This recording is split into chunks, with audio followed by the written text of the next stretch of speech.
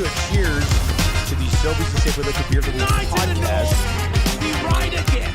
I love you guys. Careful, that cake's hot.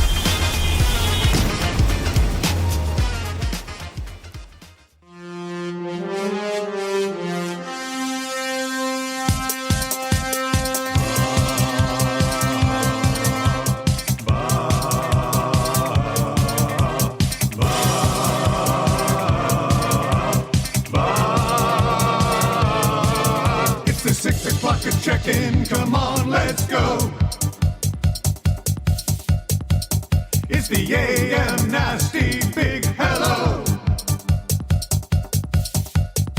It's not static, AM radio.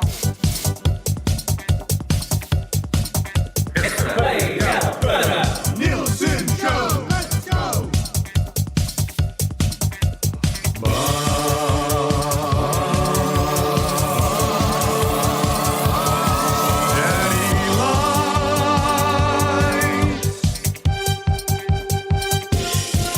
Everybody tuning in, even my wife. Mommy likes too. And those Macromella intros are cutting like a knife. Hey, it's Mitch texting in. He's your dealer for life. The cracker 6 o'clock and lager with some sirloin bites.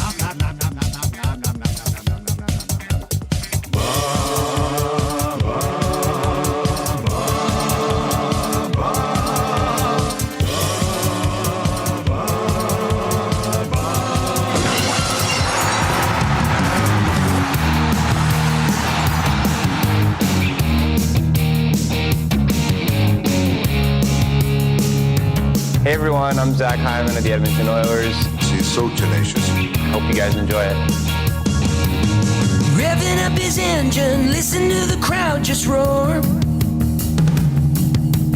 No reason for tension, Zach is gonna shoot and score. Hyman's in the scoring zone. Right into the scoring zone.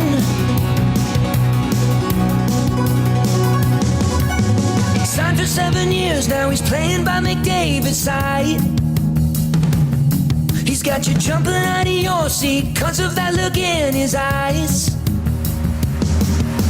Hyman's in the scoring zone. He'll take you right into that scoring zone. You know he's gonna score a few. Playing with Connor, it's a top line overload. You'll finally see what he can do. So raise your hands up as high as they can go.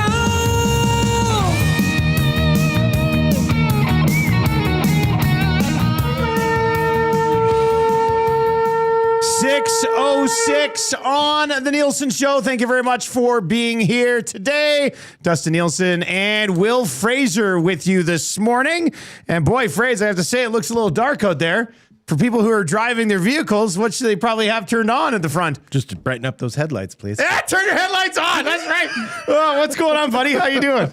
I'm well. that's Merry good. Christmas and a Happy New Year to everybody. Merry Christmas to you too, man. Yeah. So Fraser brought in his boys today. I did, just to melt your brain. Yeah, because last time I saw them, they were like my kids' age or younger. Or younger. Yeah. And now, like, the one, like, they're more masculine than I am. They're back from college, living their best life. Brett actually on the way, and he's like, when was the last time I saw the Giant? Yeah, I know. I was like, a long time, buddy. 15 years, probably.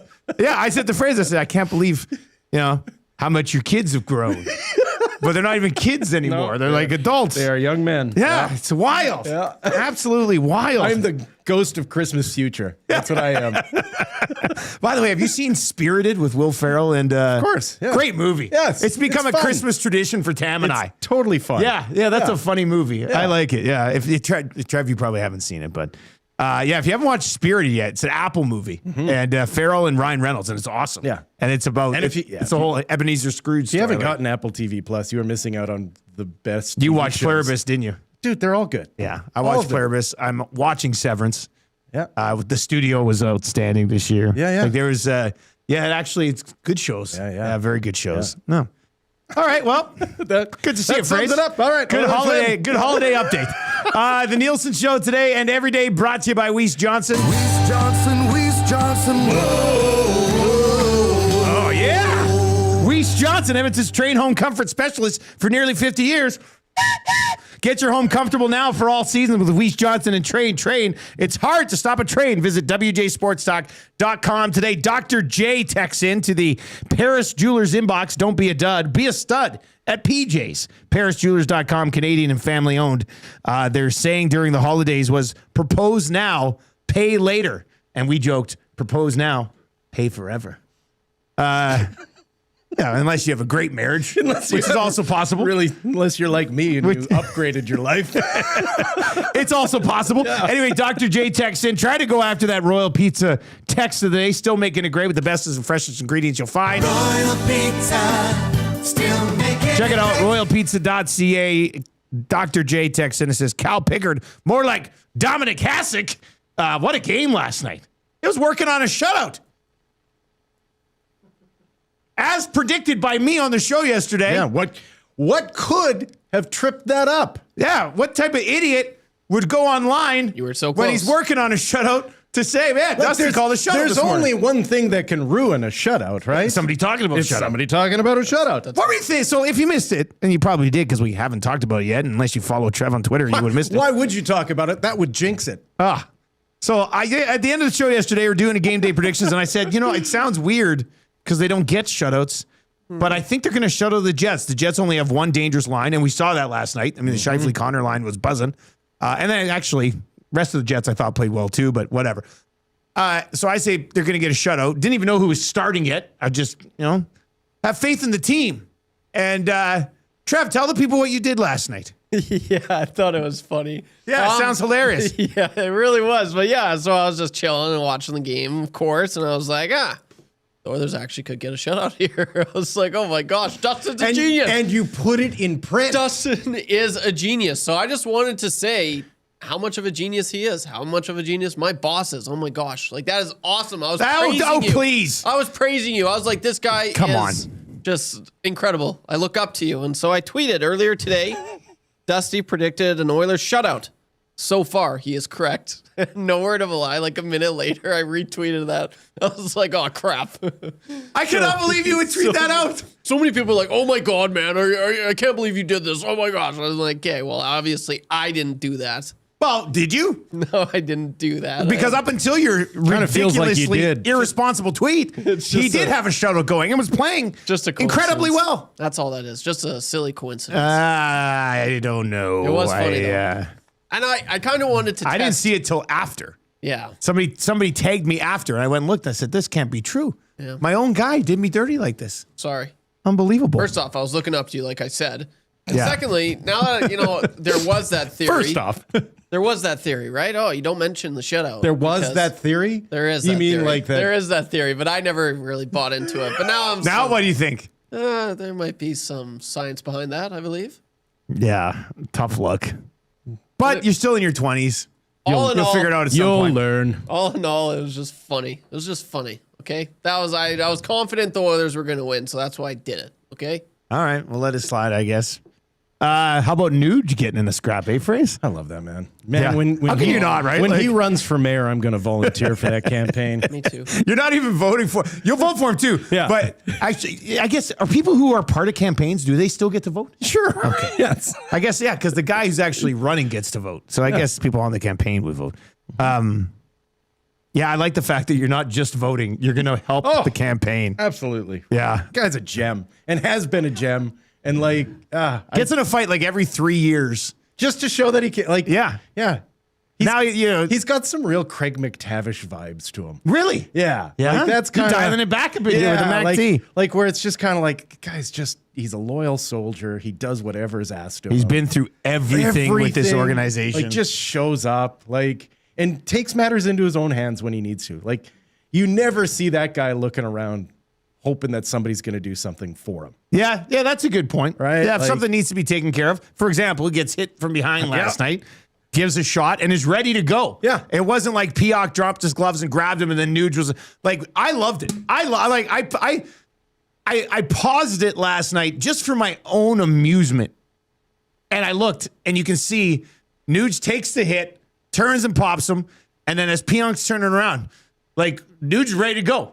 Like his gloves were off and he's like, okay, you're going to fight Papa Nuge right now. That's what's going to happen here.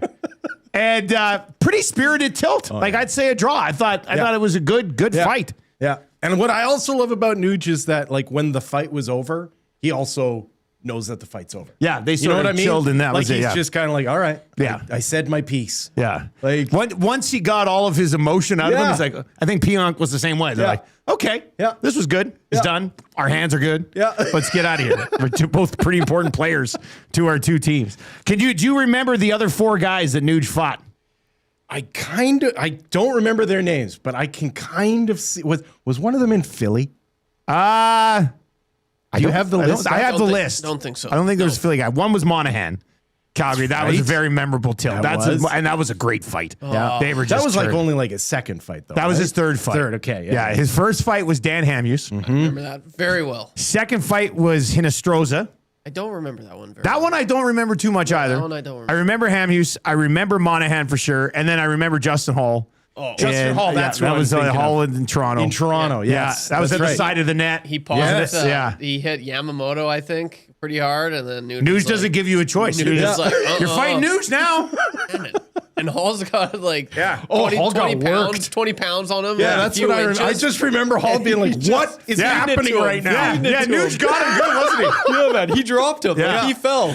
I hate to be Hall. That's right. The Hall was just like, what is even happening to me right now? I gotta say though, I thought like we'll get to it with our Prolux Lighting morning after show, but that was, if you're looking for key moments in the hockey game, it was a great one. That was a huge moment in the game last night. Yeah, like the Jets played very well. The Oilers stole one last night. Yeah, well, the key moment was after the goal was scored, after Trevor ruined the shutout. Yeah, like Winnipeg put their push on, and the Oilers actually played defense. Well, they played defense, and Calvin Pickard was excellent. Yeah. And we were talking about it like yesterday on the oil stream, Gazzola and I, with the way that Ingram has played since coming in, and they gave him 3 straight games. You're thinking, okay, well, when Jari's healthy, what's going to happen? That was an extremely important game for Calvin Pickard. Absolutely. Right? Yeah. And he stepped up big. That was his best game of the season. So I don't want to say the others have a goaltending controversy in a good fashion, but it's nice to actually see multiple goaltenders put together some pretty good games. It was a lot of shots from the outside. Like, not to take any, like, it was a high volume game. Yeah. Like, and he made this, especially key saves in the third period to maintain the lead. Yeah. But the Oilers as a team, it's funny when you see over 40 shots, you're like, wow, they certainly allowed a lot. But that was also a Winnipeg Jets team that's got nothing going offensively. Yeah. And clearly their coach is like, as many shots on net as possible.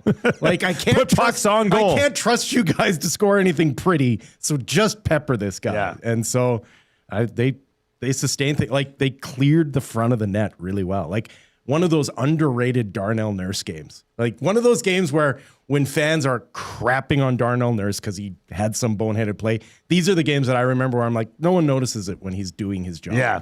Right? Like, when he's doing his job, active stick, nice and physical in front of the net, and quick outs, right? So, yeah, I thought an above-average performance from everyone defensively and kind of a dog's breakfast offensively. Like, yeah, they kind of grinded it out offensively for sure. Quaddy over on the YouTube chat this morning.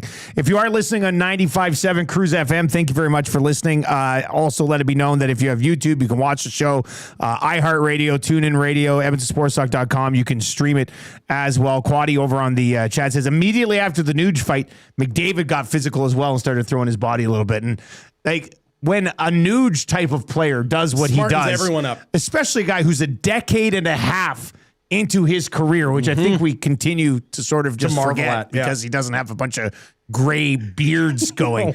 A guy who's 15, 16 years into his career is dropping the gloves on a Monday night in Winnipeg. I think that should fire the rest of the guys up, right? So, yeah, mission accomplished last night for Ryan Nugent-Hopkins. Let's lay the show out for you. The 6 o'clock hour of the show is brought to you by Ewell. We'll get to that in a second. We got your morning announcements coming up. We'll get into the Mangiapane stuff a little bit. We'll talk some NFL as well. Philp got claimed by the Hurricanes. We'll get into that. Prolux Lighting morning after show coming up just after 6:30. We'll get fired up for Gemco Fireplaces around 6:45, and we'll dive a little bit more into the Mangiapane conversation. At that point, Craig Button's going to join us from the World Juniors. He's working color there, but he's going to join us. We'll talk some World Juniors. Canada with a big win yesterday over Denmark. Beautiful goal by McKenna to complete his hat trick last night. That was sick. We'll get Button's thoughts on Mangiapane and what the market could be like for him. Weekly confessions for Spectrum Rental. My confession this week, I guess we're going to talk about your Evan Bouchard dream here in a second too, Trev. But I have a confession that involves Evan Bouchard as well. All right. So yeah, we're going to get to that around 7:30. Reed Wilkins. Sounds saucy. He's a local legend. He'll join us on the Firehouse Subs hotline. And then in the 8 o'clock hour, kind of easy trivia, we're at 72 in a row. We've not had a miss yet on 95.7 Cruise FM. So try to keep that streak going. 3 questions too many for the great staff at Park Mazda. Greg Wyshynski will join us at 8:30 on the Firehouse Subs hotline. And then the wrap for William Huff, 6 o'clock hour of the show, brought to you by Ewell. Ewell, your partner in power.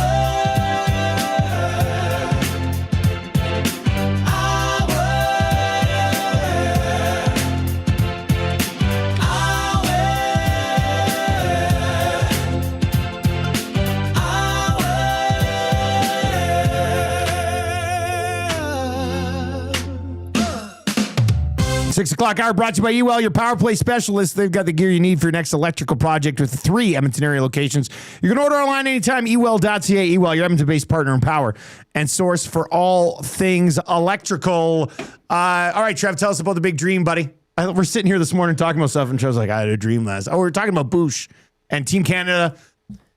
Team Canada will be announced 10 o'clock our time tomorrow morning. On the Hangout. So we'll have full coverage of it on the Hangout. Then we'll break it down on the Lock Shop as well. But Trev, you are now thinking let's go that baby. Evan Bouchard is going to be on this team. I can't wait. I love this talk. I love talking rosters. This is like my favorite thing to do. It just takes me back to my childhood. So yeah, I'm pumped.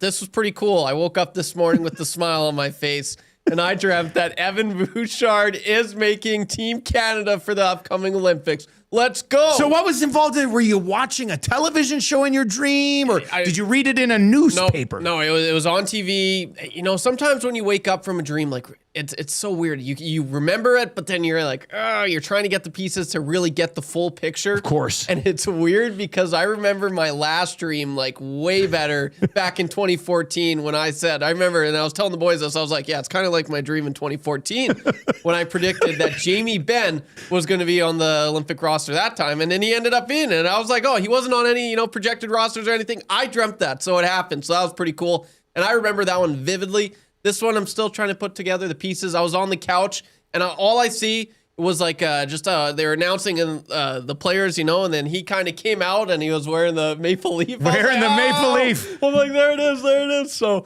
yeah, it was pretty cool, man. I don't know, and then I just woke up. I'm like, it's happening. That doesn't just happen for a reason. It's happening. And it could have just happened for a reason. It could have just been a dream. No. This is happening. I believe. So if Bouch does make Team Canada tomorrow, he looked all right. You heard it here first.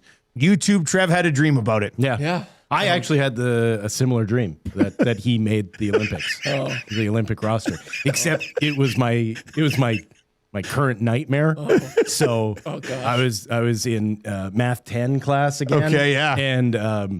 And Evan leaned over to me in the middle of class and said, "Hey, I made Team Canada." And I stood up and I high-fived him, and I still wasn't wearing any pants. I knew you were going somewhere. Same dream. Yeah. Exact same type of dream. Exact same type of dream. Were you wearing pants in your dream? Yes, I was. Okay. That was one of those ones where you're just continuously falling. Yeah. And as you're falling, I was falling. Bouch is falling next to you, and you're like, "What's up?" He's like, "I just made Team Canada," and you're like, "Oh, cool." And then you just both kept falling together. Yeah. No, it was like the whole roster reveal. I envisioned it. And the players coming out one by one. That's they so had. crazy. Who else was on the team, Trev? All I saw was Bouch. All I saw was Bouch. I don't know what happened to the rest of the team. You know what dream I have reoccurring? I don't know what it means. You're Spider-Man. No, no. That's mine. Mine, That's mine. no, mine is that I'm getting in a car accident. Yeah. And the car, I get flung off a bridge, Okay. and then it plummeting to my death, and then I wake up. Jesus. I know. I don't know what it is. You're a good time. It's like I'm driving and the car gets going so fast. I'm like, oh no. And then it starts spinning. I'm like, oh, this is how it's happening, just like how I've dreamt. And then I smash off the bridge, and then I wake up and I'm like, it was just a dream again. So I don't know if that's That's foreshadowing. an awful dream. I don't know, man. I have it quite often. Oh, see, now Yeah. I'm going to dream that dream. Yeah. That you're dying in a car crash. And as and I still won't be wearing any pants. Yeah, and as I get flung off the bridge, I look in my rearview mirror and there's Bouch in a Team Canada jersey. Oh, yeah. I'm like, he's gonna make the team. I've seen it too. He's gonna make the team. Yeah. Tell us your Evan Bouchard made Team Canada dreams. Send them in. Yeah, send them in 780-218-9999. If you had a dream about Evan Bouchard making Team Canada, what would it be? No sexy jokes. Yeah. Okay, just regular dreams. 780 Those are my regular dreams. Northside Sandwich says, Dusty, you should probably talk to a therapist about that. Are you talking to me or are you talking to Trev? Yeah. Right? Maybe Trev should talk to a therapist about his Bouchard. Now, with that being said, Fraser, you'd have him on the team. Absolutely. Absolutely. I love it. I don't understand. I love it. I do not understand how they are evaluating this team and picking it. You have to, yeah. And I haven't since they chose it for the World Cup. Yeah, Yes. Like the fact that Zach Hyman is not a lock, it bothers me to no end. Like you just playing with Connor and let him go. The year before the World Cup, he scored 50 goals. He was the highest goal scoring Canadian. Period. Like he had his best year, and then every friggin' playoffs, the guy just produces. Yeah. Like in all types of roles, right? Like penalty kill, power play. Like you can have him on the fourth line as a check. Like he will do it all. And You could play him wherever you want. He'll do it all above, like better than league average. He is such a solid and dependable guy. And they keep choosing these teams based on what happens in November and December, and it makes no sense to me. You should be basing it upon what happens in the playoffs, where Bouchard has been good, where Bouchard has been absolute monster, like generationally good when you look at his numbers in playoffs. Aren't you at all concerned though about the big turnover at a critical moment for Team Canada though? Absolutely. Yeah. But big game Evan Bouchard doesn't do that. Right? Like, I mean, you're not wrong. We over the have last couple not playoffs. come Like, out of a playoffs in the last 3 years and went, wow, Evan Bouchard really cost us. We've come out of 3 straight playoffs going, holy crap, is he the best defenseman of his generation? Like, and then he's been the regular outstanding season, in the playoffs. and we go, November Bouchard is not good. He's a bad hockey player. But who cares about November Bouchard? I care about big game situations because that's what the Olympic is. The Olympics is Every single game is a big game Every single situation, game yeah. is game 7. And I'll take that Evan Bouchard every time. So do you think he'll make the team? No. I think they're idiots. Trev, do you think he makes the team? I know you had the dream but do you actually think they put him on the team? Now I do, yes. You do. You were very convinced by this dream, eh? Yeah, but I had him as like an extra skater on my roster. Like when So you have him there. Yeah. Okay. But I was just scared people. Oh, that's just your Oilers bias. Personally, no, I'd have him for sure as starting. Like if He I should be in was the Team starting Canada, six. I would try to get as close to the Oilers power play unit as I could. Do you take Nuge too? Like it's so historically good. Why would you not want that? Yeah. It is such a difference maker. I mean, it is the best power play in the league. It's been the best power play for the last half decade. Yes. Or longer. And you could have 4 of those guys on the team. I don't know why you wouldn't want just that plug and play opportunity. Saskatoon Muncher texts in, says, I also find it funny how the Oilers have more Canadian players than any other team in the league, while also being one of the best teams in the league over the last couple of years. Yet I guess there's only one player worthy of being on the team. Exactly. Bingo. Yeah. 780-218-9999. 780-218-9999. Mangiapane, a healthy scratch Hardly last knew her. night. Trev, You must be loving this Mangiapane news. I am. Yeah. Yeah. No, that was This great. guy was very anti-Mangiapane when they got him. Never liked him. I have a problem with the Italians. Never had a dream about Which him, is man. crazy with No, never your would dream. Mario Brothers mustache. You'd think, Yeah, it is a little crazy. No, I like. you'd think you'd have a real affinity for a guy with the name like that. Yeah, this guy's at the top of like my most hated players in the NHL, and it's not even close. Like I don't- him and I don't know how Rasmus anyone Anderson. has- Can't stand him. I don't know how anyone has extreme emotions about Mangiapane. Well, yeah. I mean, this, Like- Well, he's just a weasel, Other- man. He doesn't other ever. than He's never had a fight in the NHL. And he Other than acts his like he's very the long toughest. name bar, he's completely forgettable. He to me. acts like he is the toughest guy in the league. He is always the third guy in. I don't know if he acts like he's the toughest Well, guy. you watch him in the Flames when he was He playing. hasn't done it with the Oilers. Yeah, and that's why I hate him even more now. Like he does nothing. He's not even being that annoying He's player. been a Flames plant. Yeah, Is that what you're saying? Yeah, he might be. He honestly. signed Send with you to Edmonton. Washington. I know and he's- then, yeah. I know he's still close with Anderson and a few of those Flames. yeah, see? Kachuk. So you don't like that either? Yeah. No, it was an all-time. Yeah, I hate this signing. I hate it from day one. There's a reason why. Like people are like, oh, like he was. What if on- they turn him into a second-round draft pick? Will you hate the signing then? Well, what do they turn him into? That's why I wanted to bring it up. They're not going like to a second-round draft pick. I doubt that. he's ready to go. They're shopping him. Yeah. Like it seems like something's going to happen. Phrase, what would you expect the return to be? A depth piece, like basically Mangiapane, but in a different form. Cheaper. Yeah, Yeah. in a different. It's similar to what we saw with Brett Kulak leaving, and They brought in Stastny and in Stastny a coming in. different trade. Stastny, Yeah. by the way, has been good. Like I see that sort of shuffling of deck chairs Yeah. sort of move, or some draft capital. Like Like if they could move him off the books for a pick, yeah, like I don't know. I don't even know what the pick is. I don't even know what to suggest.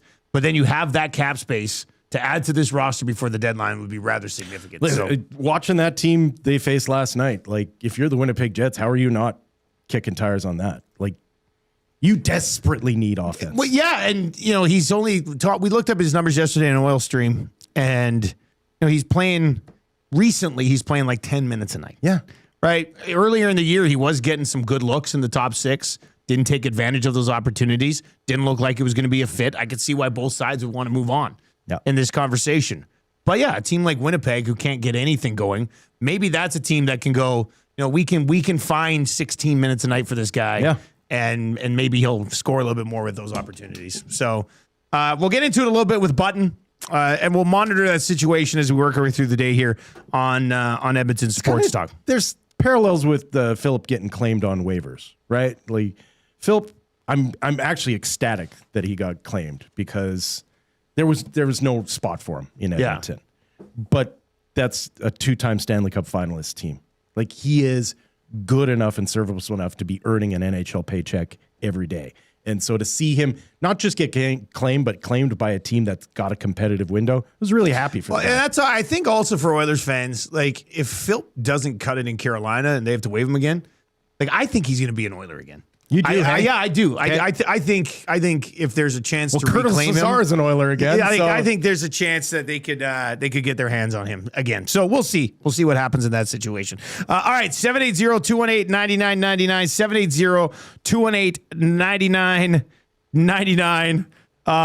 There's a pretty good Bouchard dream text. I'm going to read it before I read it, though, on the air. So I just want to double check it because it's a long one and there's some stuff involved. So I want to double check it. But Prolux Lighting Morning After Show is on the way next. And we'll dive into this Mangiapane stuff a little bit more. Fired up for Gemco Fireplaces. That is on the way. If you're listening on 95.7 Cruise FM, 3 minutes of commercials, quick traffic update, then you're back with us. Do not go anywhere. If you're on TuneIn or iHeart or at EdmontonSportsTalk.com, we do have a sports update for you right now.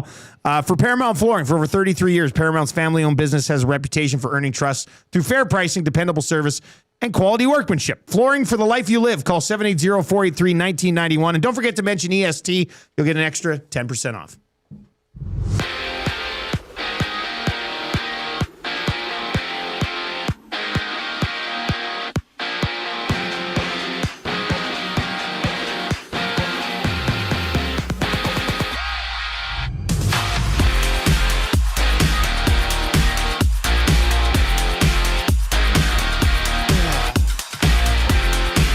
Calvin Pickard led the way with 41 saves and almost a shutout.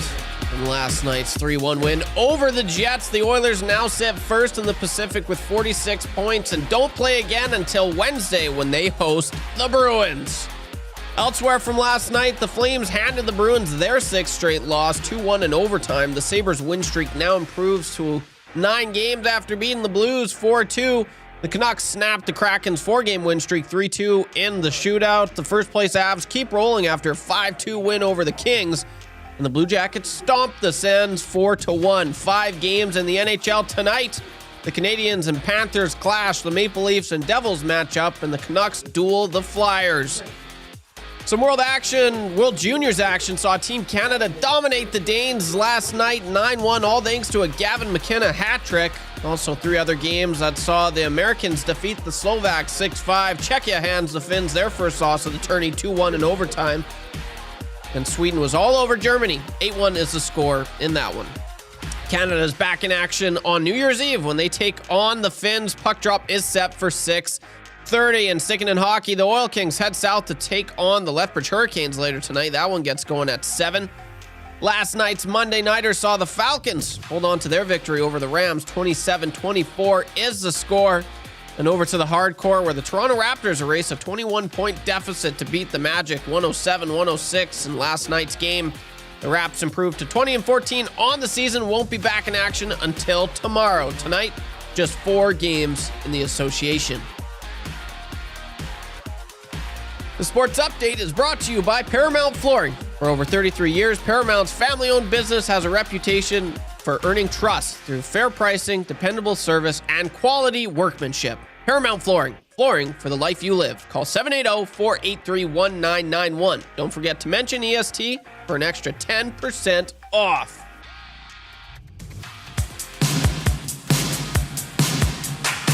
Very impressive. Taking a few years to put all this together.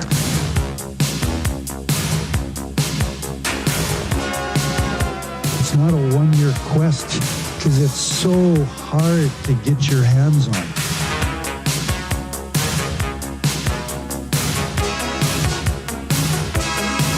At this stage of my life, I don't invest in green bananas. It's a lifetime quest. Just not sure if I'm going to be around long enough to see them ripen to be yellow.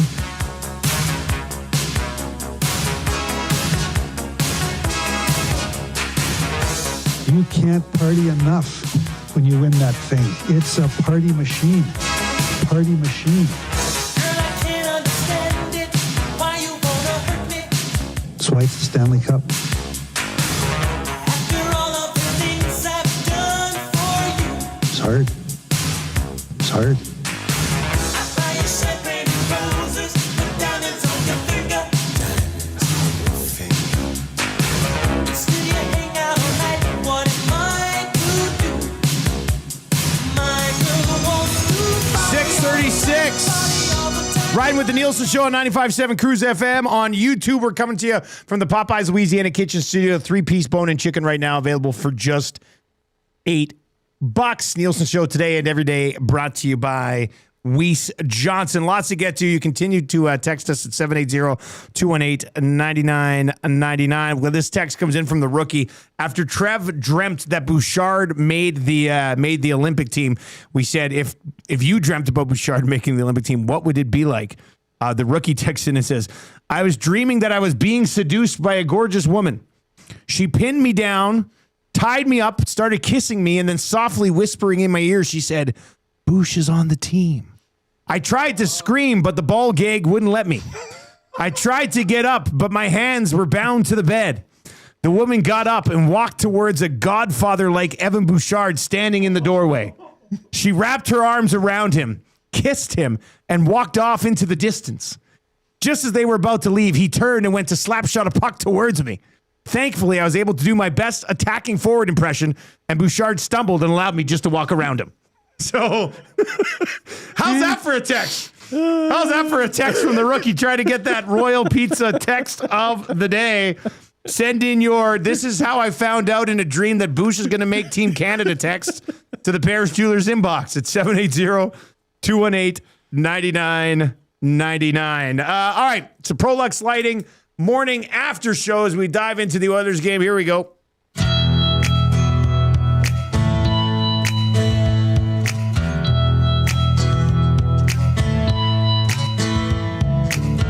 There's something happening here. The Oilers look a lot better this year. Another win, put 2 points on the board. Telling me your faith is restored. I think it's time you stop, listen, here we go. Wake up with the morning after show.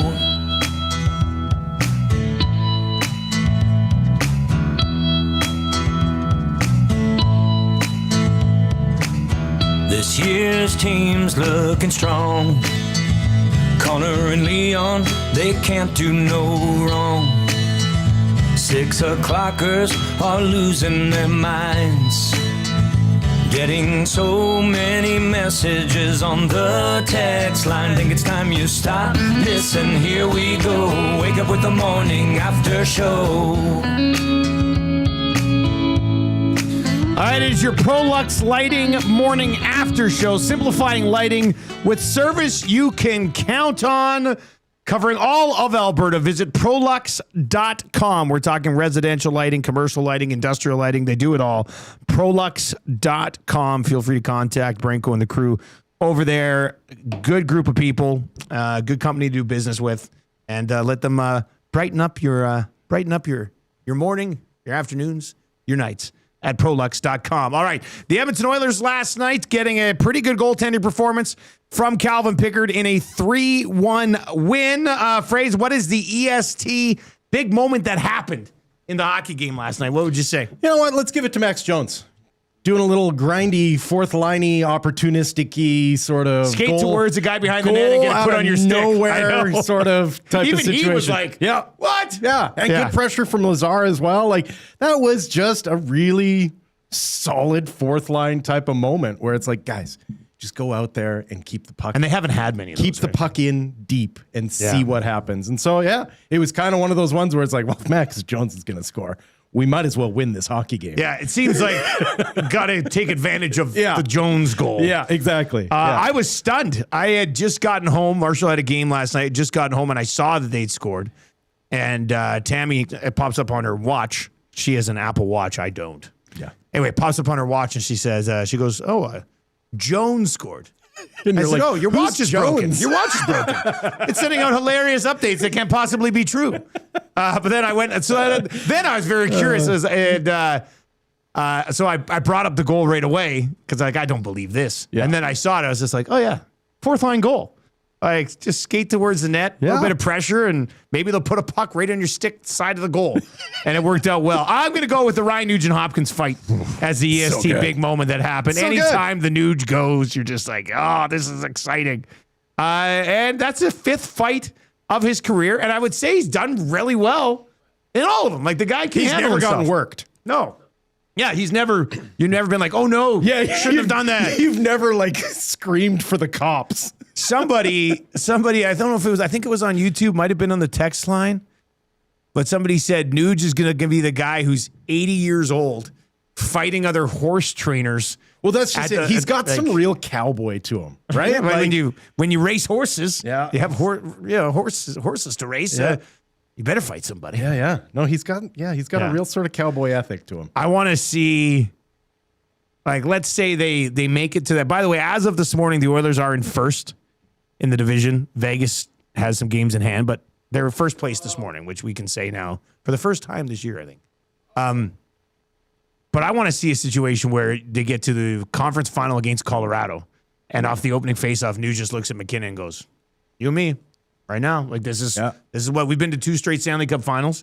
You think you're going to beat us? You're going to fight me right now. That's how this series is going to start." Could you imagine something like that? Now, it'd probably be more like a Landeskog Nuge thing. Yeah. But still. Yeah. I mean, I got time for it. That would be. Oh, yeah. Can you imagine a Ryan Nugent-Hopkins conference final fight? This city, it'd be one of the most memorable moments in Oilers history. People will never forget it.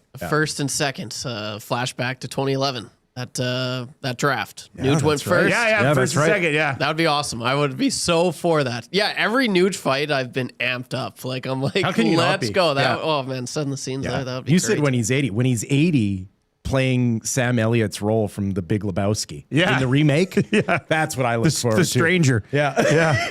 Sam Elliott's in Landman right now, and he's looking old. It's because he is old. Yeah, but he is old. I know, but I look at old. I was like, man, Sam Elliott. That guy was in Roadhouse and he looked old. Actually, yeah. No, I mean, he silver foxed early, and it was like yourself, Fraser. Same type of thing. All right, super stat of the night. What's the stat that jumps off the page for you from last night's hockey game? What are you going to go with? Shots. Right. Yeah, I mean, the save, like Pickard, actually, usually in this situation, we would chant the save percentage. 976, 976, 976, 976. Best game of the season for Pickard, coming at maybe the most important time for him, too. Yeah. The other stat would be Jets with a 6th straight loss. Yeah. What has happened? 3-3. What has happened to the Winnipeg Jets? Well, what did Drager said yesterday? We asked him about that yesterday, and Drager said they look like they're old and slow. Yeah. And I didn't get that vibe last night too much. They look like a team that couldn't finish. That's right. Last night. And if you go look at their stats, Velarde, Scheifele, and Connor are basically all they have offensively right now, right? Yeah. And Hellebuck's not stealing games. Hellebuck is just not Hellebuck anymore. Yeah. Yeah. Hasn't looked like it so far this year. Had to deal with an injury as well. Hasn't recovered from the goal McDavid scored against him in the World Cup. Yeah, it's never been the same. Ruined him. Never been the same. It's just like Tommy Salo moment when they beat the Flames in the playoffs that one year. They just haven't been the same ever since. I'm going to use my super stat to quickly also hit on Roslovic getting his 11th of the year. Back in the lineup. We were talking, having a chance to work his way back into the lineup. Mm-hmm. Was playing so well when he got hurt. It hasn't been the same since he got back. But just a good finish. Got the puck, didn't panic, waited, found a spot, and buried it. The exact goal he was signed for. Yeah. Right? Like, you're not wrong. Why do you go get a Roslovic? It's not because he's going to kill penalties. It's because when you have a player all alone with the puck on his stick, you want that guy who can score a goal by himself. And that was a great shot. That was a goal scorer's shot. The 3 stars of the game last night. Pickard was the first star. Lowry was the second star. Roslovic was the 3rd star of the game. Lieutenant Eric usually handles this, but the 4th star of the game, phrase, if you had to give a 4th star to somebody last night, who'd you go with? Oh, Ryan Nugent-Hopkins. Ryan Nugent-Hopkins. I think it has to be the Nuge, doesn't it? Like, nothing against Jones, and he got the goal. Yeah. But I think it's got to be Ryan Nugent-Hopkins in that Although, situation. honorable mention goes to McDavid for weaseling his point streak up. Yeah. 13? 13 or 14, yeah. Something like that. Hey, point's a point. Point's a point, yeah. Point's a point. Now, he could have gotten 2, yes, which would have been great because we had the Oilers on the money line and McDavid 2 points, which he's just been like almost automatic for recently. Did not manage to do that last night. Let's see, 38th star of the game. This is what I usually like to do. I look for guys who literally have nothing statistically across the board. And this is actually, you talk about the Jets' issues right now. I'm sure Hustler on Lock Shop today or anybody in Winnipeg would probably say this, but Nino Niederreiter. Oh, man. What has happened to him? And Iafallo last night. Yeah. Both of those guys, no shots, no hits, no blocks, no giveaways, no takeaways. Just look nothing. Just look like guys that don't want to be there anymore. Nothing across the board.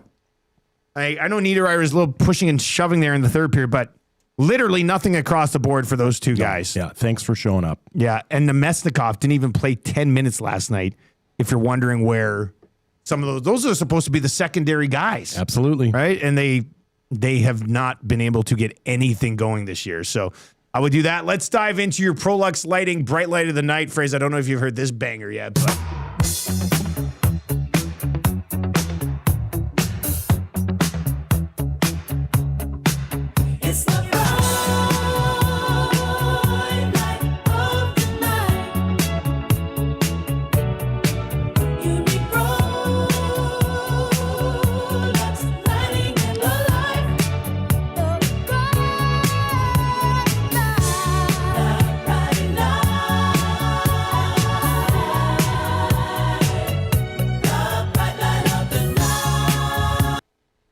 Bright Light of the Night, Prolux Lighting.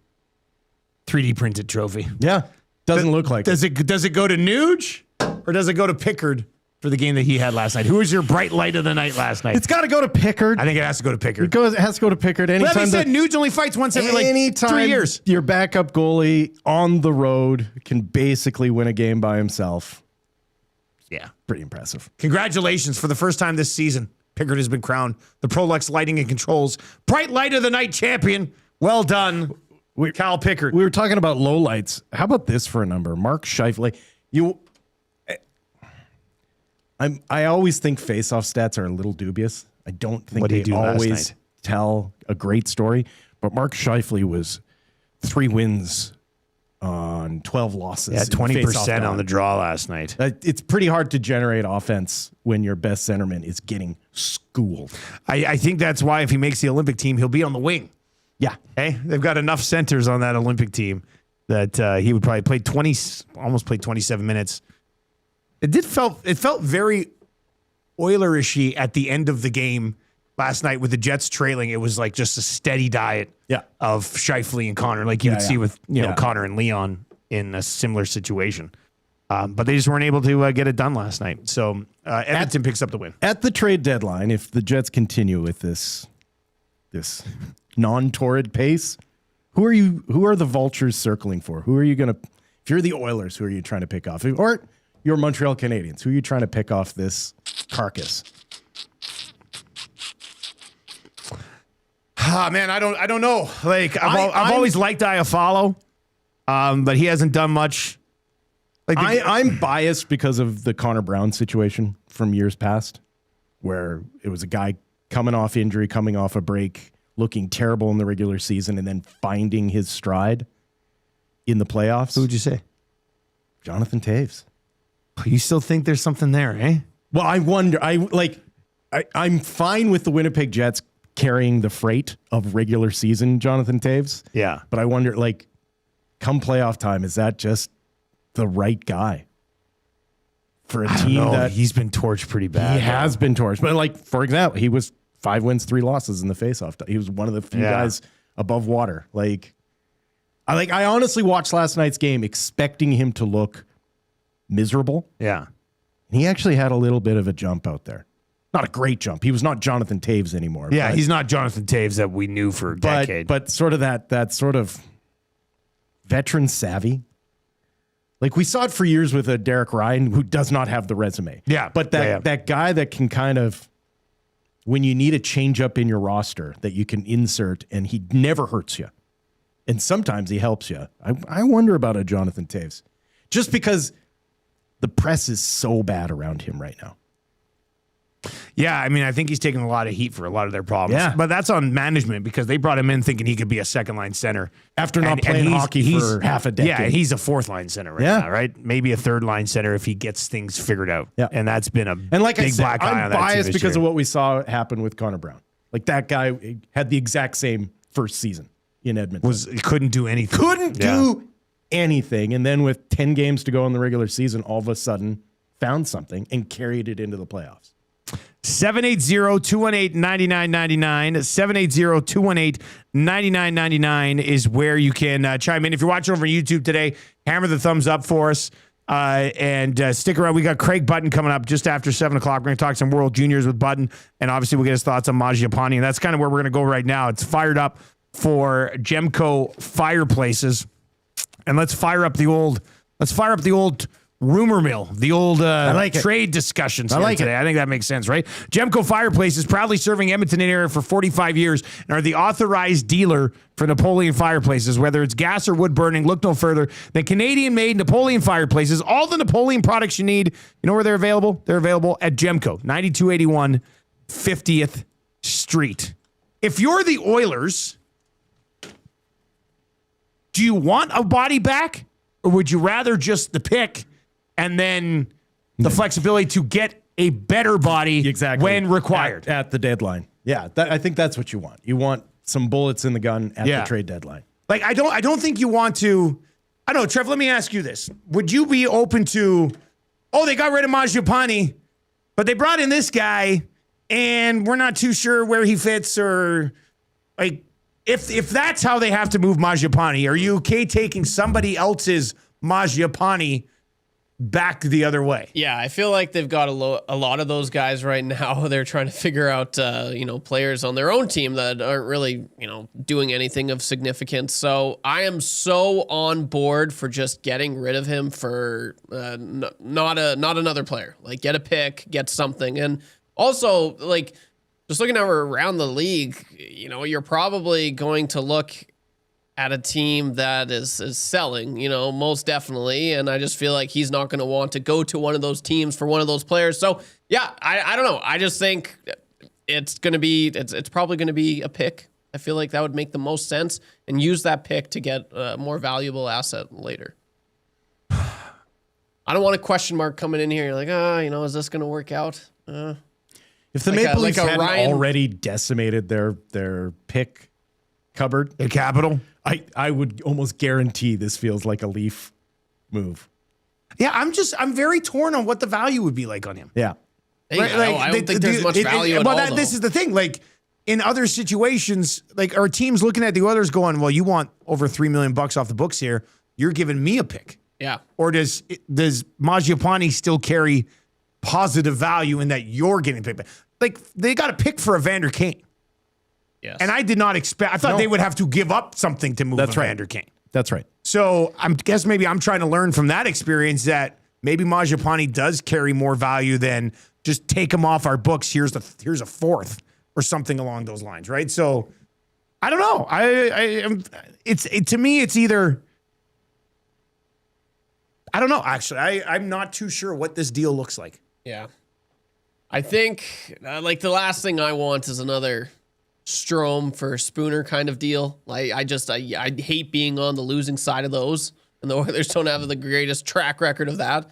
But yeah, no, you bring up a good point. They did get a pick for Kane. I think Kane is, provides maybe a little bit more than Mangiapane though. And it's just the cap though. Like I really think like the Oilers look desperate right now. And I really don't think any team wants to help them out. Oh, at interesting. All. You think at that, all. You think that that's the case? Oh, okay. We want to get rid of this guy. We need I some look cap. at this as there is 4 points separating the 16th place team and the 8th place team in the Eastern Conference. Yeah. That's it.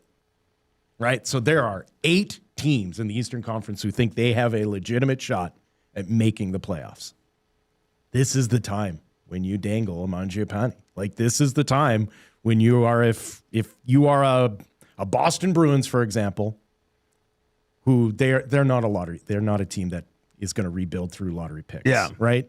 They want to make the playoffs. Is this that type of situation where you're kind of That's an interesting way to look at Yeah. it. Like, use the parity in the league Yes. to try to drive not a bidding war. No. But find somebody who might be like, you know what? This guy's better than a guy who we have playing who should be in the American League. We got a little bit of cap space. Right. Let's try to go do something there. Like, if you're the New Jersey Devils, there is 2 points separating you from a playoff spot. Like, that's not a team that should be finishing out of the playoffs.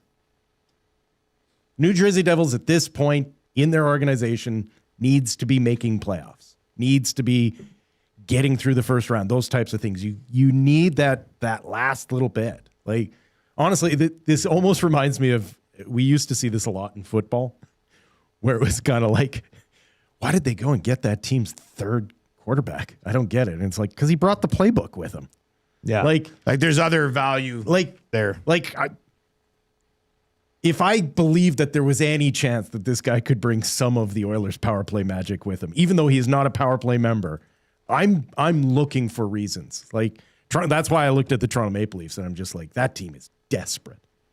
Like, they can't miss the playoffs. And right now it looks like they're going to. And they're going to forfeit their first round draft pick. Yeah, that's an interesting one. It's a former GM, right? GM of Toronto is the same guy that had him in Calgary. Like, he loves picking up former players. Trev, have you looked at a team yet? Have you looked around and seen? Yeah, I've looked around a little bit. I have. There's one player, contracts fairly similar. He signed this summer for a Carolina Hurricanes team, 3 years at $3.1 million. Taylor Hall? Yeah. Taylor Hall, interesting. Bring it back. Isn't he having a Why good not? year, though? He's got 17 points or something. Decent. Like, he's having a better year than Mangiapane. Yeah. He's on the 4th line right now for the Canes. Maybe they claimed Philp to play with him. Yeah, Maybe. they're in first place in the East, though, right? Like, I don't know if they're messing around with their chemistry. Yeah, you probably tried. Well, they just claimed Philp, but that's I don't see that. Yeah. Yeah. That's a nostalgic centerman- play for you, I think, Trevor. That's a right-handed centerman. Nostalgic play It is. with the Taylor That's Hall not stuff. happening. Like, That's yeah. never happening. I don't know. What say you? 780-218-9999. 780-218-9999. Let's get to, a couple of quick texts. And then we got to get out because Craig Button's going to join us. Spicy Josie texts in and says, why does it seem that several free agent signings are not working here? Is it on the players or management for not identifying the right player? Is there a chance of reputational damage during the offseason? The free agents will not have success or will want out during the first year. Example, Arvidsson and now Mangiapane. Well, Arvidsson was a health thing. That was a guy that just couldn't stay healthy in this lineup. Yeah, but he did want out as well. He wanted a fresh start. Well, sure. Yeah. Like, because he thought he was going to come here and play with a Leon Draisaitl, and they gave him a chance, and he wasn't that productive. And Mangiapane spent over 20 games at the beginning of the year playing in the top 6, too. And it didn't work. The Oilers will never have a problem attracting free agent talent as long as their top two centermen are McDavid and Draisaitl. If you're a winger and you're not making big bucks, right? Like you haven't found a team that's willing to overpay on you, and you need that sort of that one sweet year or two good years, the Connor Brown effect, you're looking at Edmonton. Because not only will you get a chance to play with two really good players, you have a chance to go to a Stanley Cup final, you have a chance to compete deep in the playoffs. Yeah. Like, you are padding your stats. Yeah. And you laid out the exact reason Mangiapane would have signed. exactly. Right? Yeah. And Mangiapane's problem is that he hasn't realized that there is a difference between teams that play to make you a millionaire and teams that play to win Stanley Cups. And the teams that play to win, and it took the Oilers 8 years to figure this out, but there is a certain ruggedness that you need in your game that you need to convince your teammates and the coaching staff that you're capable of for them to trust you when the going gets tough in the playoffs, right? Like, it's why some guys aren't here anymore. 780-218-9999. That'll get you into the Paris Jewelers inbox. We got Craig Button coming up on the World Juniors and on this Mangiapane situation with the Edmonton Oilers. Maybe we get his thoughts on the Jets as well. Nugent-Hopkins is the perfect example of the counter to that, right? There's a guy that will go 1 year scoring 50 points because he's playing mainly third-line types of minutes, and then the next year he has 100 because that was what was required of him. And he just understood, I need to be available and do the job that's asked of me. And there's a lot of players in this league that want to do the job they want to do and don't understand the one that's necessary for the time. Yeah. That's a good way to put it. Craig Button's going to join us coming up just after 7 o'clock. 6 o'clock hour has been brought to you by Ewell. We'll continue this conversation with Button. We've got a sports update for you on TuneIn, on iHeart at EdmontonSportsTalk.com and over on YouTube. And if you're listening on 95.7 Cruise FM, 3, maybe 4 minutes of commercials, quick traffic update, then you're back with us, so don't go anywhere. This sports update is brought to you by Expedia Cruises. Whether you're dreaming of crystal clear waters or exotic destinations, contact Chelsea LaBelle at Expedia Cruises in Northeast Edmonton to start planning your next cruise or vacation destination. 780-970-4834. Here's the update.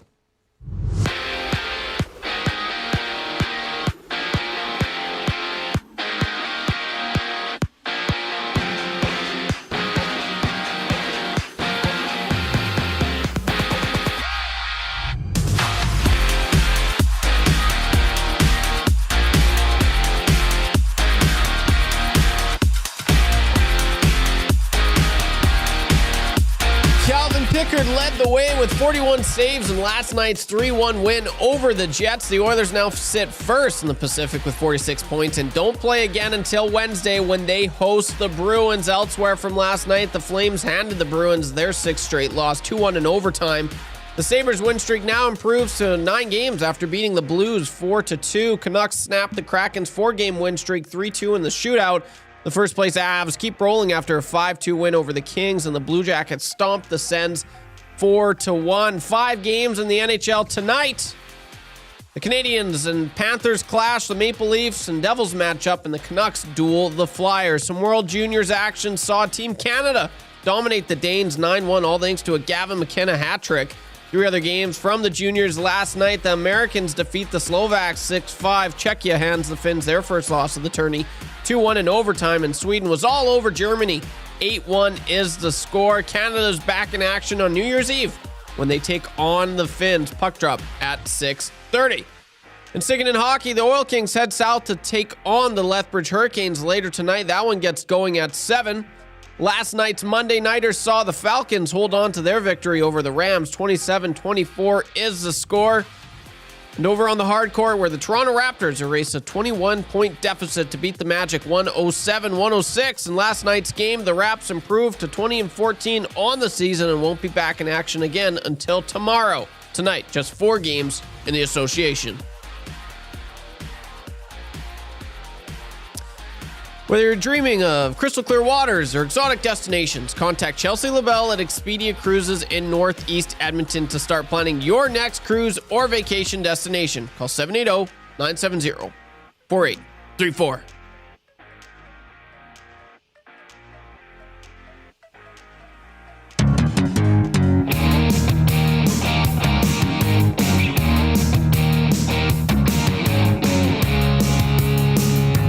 Hey everyone, I'm Zach Hyman of the Edmonton Oilers. She's so tenacious.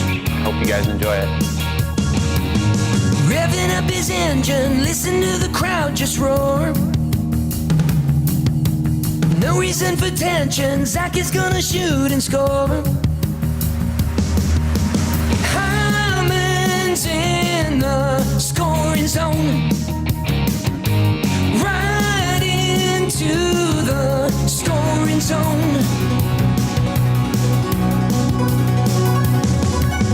Signed for 7 years, now he's playing by McDavid's side. He's got you jumping out of your seat, 'cause of that look in his eyes. Hyman's in the scoring zone. 7:04. He'll take you right in. Nielson Show original goal songs. Scoring zone. Brought to you by Totem Outdoor Outfitters. Most affordable and best skate sharpens in the city. A family store that takes pride in finding the right fit for you. Visit them at 7430 99th Street or online www.totemoutfitters.ca. Nielson and Fraser with you today. If you're listening on 95.7 Cruise FM, that is the same Wil Fraser that used to be on, not another Wil Fraser. Can you imagine? A different Wil Fraser joins us on the show. That'd be weird. There's enough already. We don't need more. We don't need a second Wil Fraser. That's for sure. All right, the 7 o'clock hour is brought to you by Game Sense. We got a jam-packed hour. Craig Button's going to join us here right away. We'll do your Play Alberta early bird bet of the day. Haven't dove anything there yet, but we'll get into that. Confessions for Spectrum Rental around 7:30, and then local legend Reed Wilkins will join us. Both Craig and Reed joining us on the Firehouse Subs hotline. A Nielsen Show today and every day. Brought to you by the crew over at Weiss Johnson. Weiss Johnson, whoa. Make your home comfortable for all seasons. Weiss Johnson. It's hard to stop a train. WJSportsTalk.com today. They are Edmonton's train home comfort specialist for nearly 50 years at Weiss Johnson. Keep the text messages coming in to the Paris Jewelers inbox, and one of them will end up winning the Royal Pizza text of the day. No shortage of things to discuss today with our next guest. He's our first guest of the day. He's our GS Construction hockey insider. For more than 5 decades, GS Construction has been proud to serve our community, work alongside incredible people, helping Edmonton grow for over 50 years. Visit gsconstruction.ca for more details. And Craig Button does join us. He's a busy guy working the World Juniors, but he joins us on our Firehouse Subs hotline. Good morning, Mr. Button. How are you, sir? Oh, no. Audio's not working again.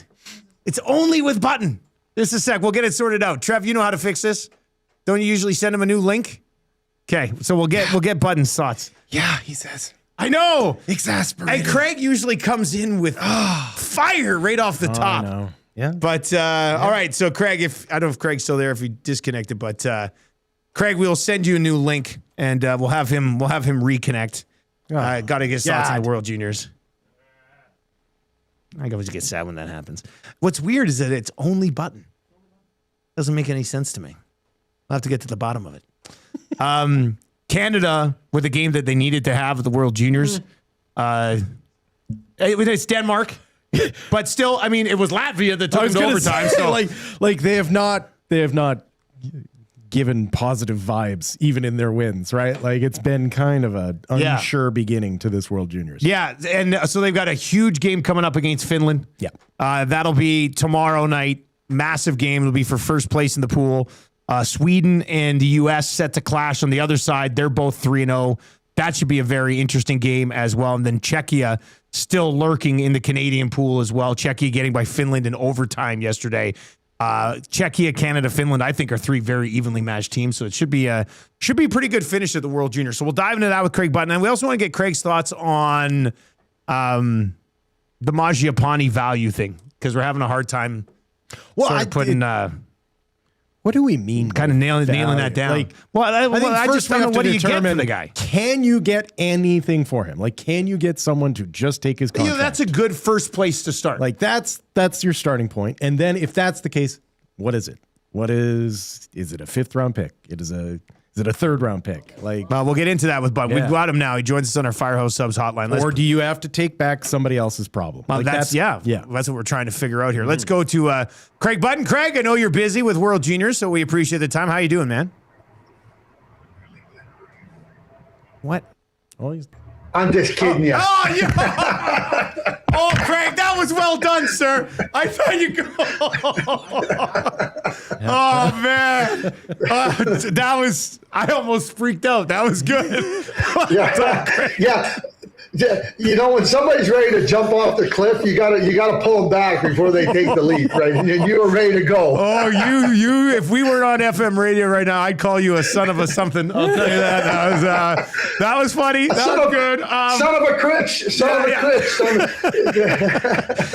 Hey, let's start with World Juniors. I know you're not on the Canada games, but let's start there.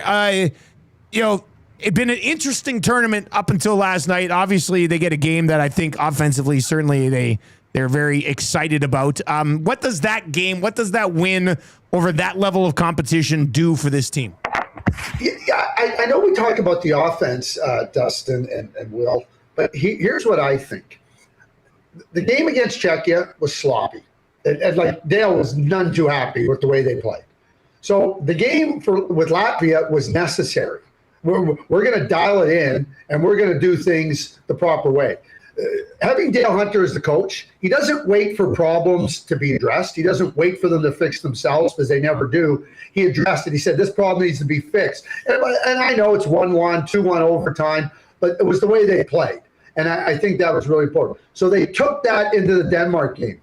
Listen, Dale was not going to, even though they put up 9 and they had lots of good chances, watch how they played. They played that game really, really well. They weren't cookie monsters, trying to get their desserts. They were a team that played it the right way. So when you're so much better than your opponent, and they are better than Denmark. I mean, Denmark never threatened. They never had any type but it was because Canada weren't racing up and down the ice. They weren't trying to be selfish. And that was an important way. So you get the importance of dialing in your game versus Latvia. You carry it into Denmark. You get rewarded offensively. And now that should help you going forward in the tournament. Because this is all about the tournament going forward. This is about how you get better. And when you have such a terrific coach and Dale behind the bench. And there's some manipulation with the lines, getting players into the right spots, understanding who can do what with who. I mean, that's part of the feeling out process. Everybody starts with a plan, but you have to be willing to adjust it. So I think Canada, after 3 games,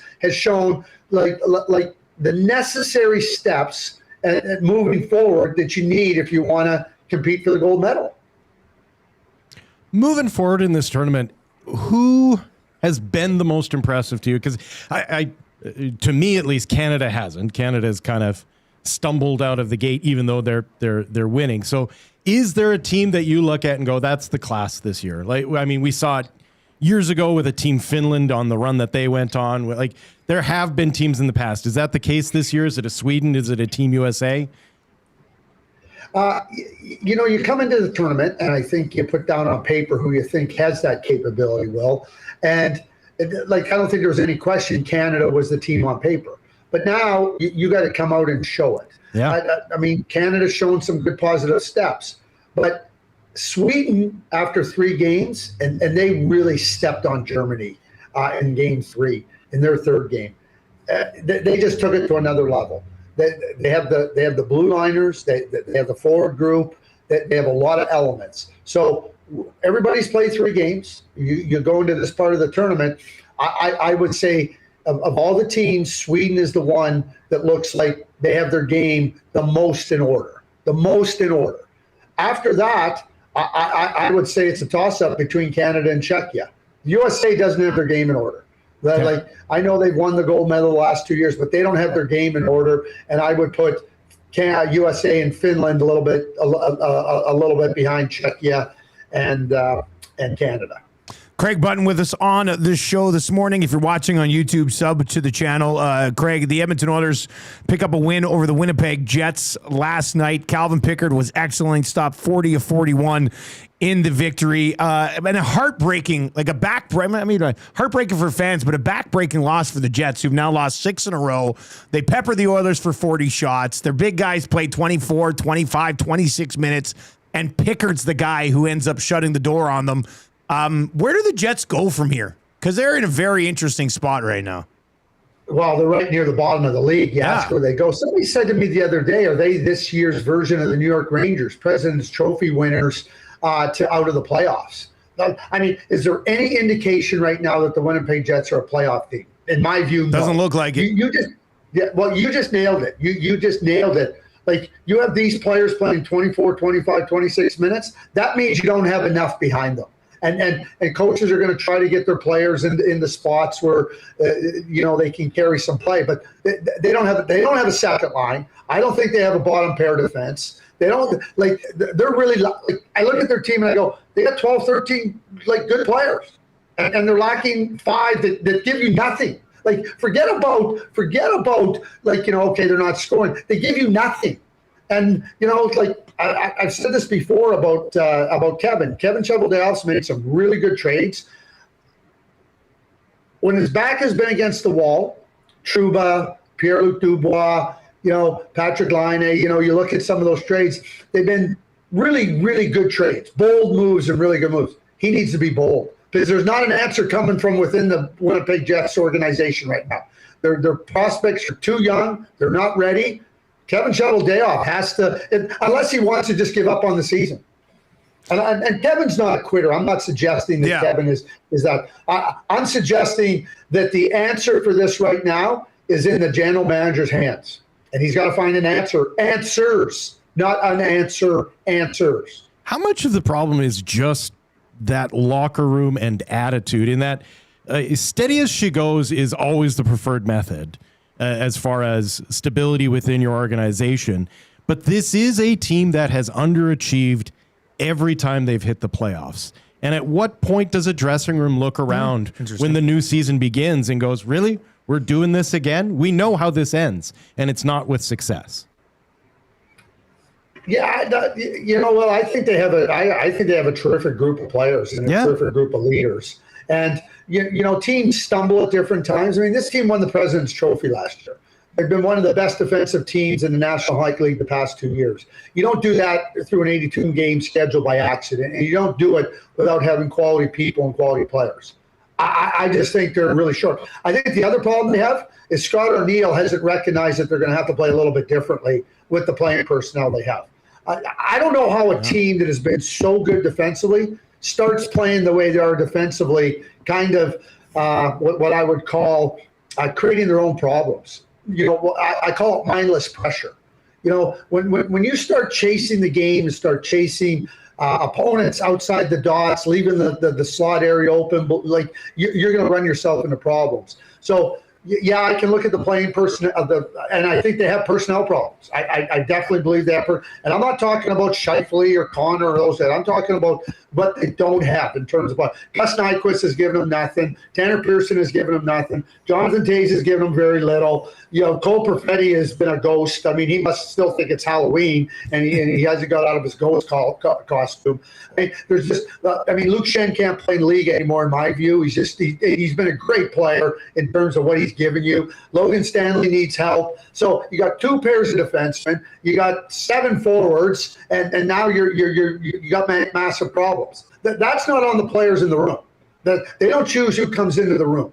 And the way they play, it puzzles me, Will, to watch the way they play, because you're going it's not like they didn't have success. It's not like they don't know. So what's happened? And we can chalk it up to a lot of things. But right now, This is a Winnipeg Jets team that is not a very good team. And so, hey, sometimes, Will, to your point, maybe they need a jolt. Maybe they need a big-time jolt that says, hey, it's not good enough and something's going to have to change in a significant way. I'll give you a quick example.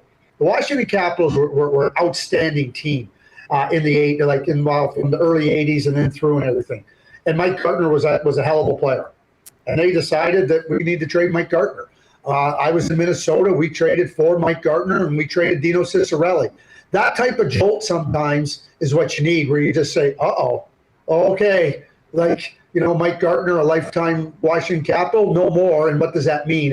And sometimes a team needs a jolt. There's no question about it. That was a massive trade. Was that just 1-for-1? Was that just straight up? It was Larry Murphy and Mike Gartner for Bob Rouse and Dino Ciccarelli. I would say that Jack Ferreira made a hell of a trade as the manager of the Minnesota North Stars. Craig Button with us on the show this morning. Speaking of trades, we've been trying to figure out what the value would be on Andrew Mangiapane. It's been reported that he's open to being traded somewhere where he can play a little bit more. The Oilers are shopping him right now. It does not look like it is going to work out here. He was scratched last night, Craig. What can you get in this situation right now if you're the Oilers for Mangiapane, do you think? It's really interesting, isn't it? Andrew Mangiapane is open to being traded. The Edmonton Oilers are open to him being traded too. It's crazy, but both parties want the same thing, isn't it? Yeah, it's the first thing they've agreed on all year. Yeah, exactly. Yeah, well said. Listen, I heard your previous on the start of it. Is it taking a contract back? Is it money back? I think that you want money out. Yeah, somebody else is going to want your money out of their thing. It feels like underachieving player for underachieving player somewhere along the line. That's what it feels like. And if Mangiapane only had a year on his contract, I think it would be a little bit different. But he's got another year on his contract, and I know the cap's going up and everything, but teams around the league are not looking for underachieving players. And ever since Andrew left the Calgary Flames, there has not been achievement in his game.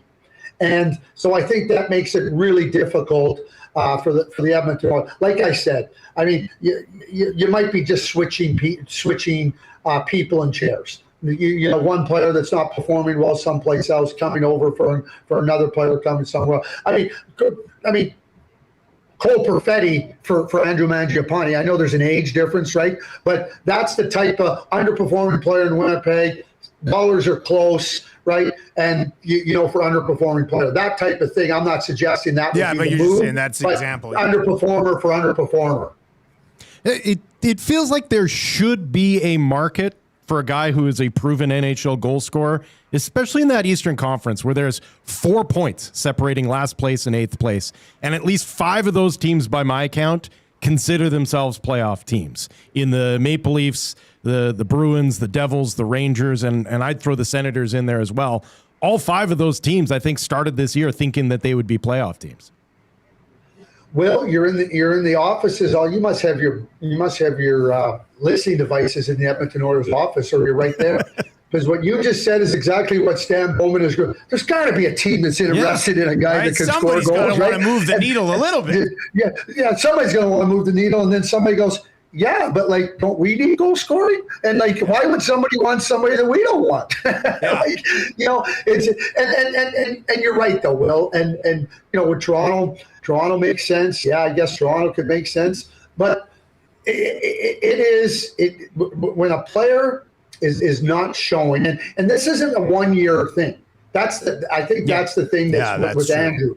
It'd be one thing if you go, oh, geez, he's having a little bit of an off year, change of scenery. It's been going on now for a few seasons. So that being said, teams are hopeful, and really this is where you get into the bargain shopping. And when I say bargain, a team is going, okay, we got to give up this. That's okay. We'll hopefully get this. If it doesn't work out, it doesn't work out. And I think that's where the Edmonton Oilers will be trying to explore. To your point, some teams that might just need a little boost of scoring and whatnot. The Toronto Maple Leafs took a chance on Matias Maccelli. You'd have to think that Mangiapane is the same type of profile. So do you want two of those guys? I don't know. I mean, they keep looking for the replacement for Mitch Marner. Yep. He's not out there.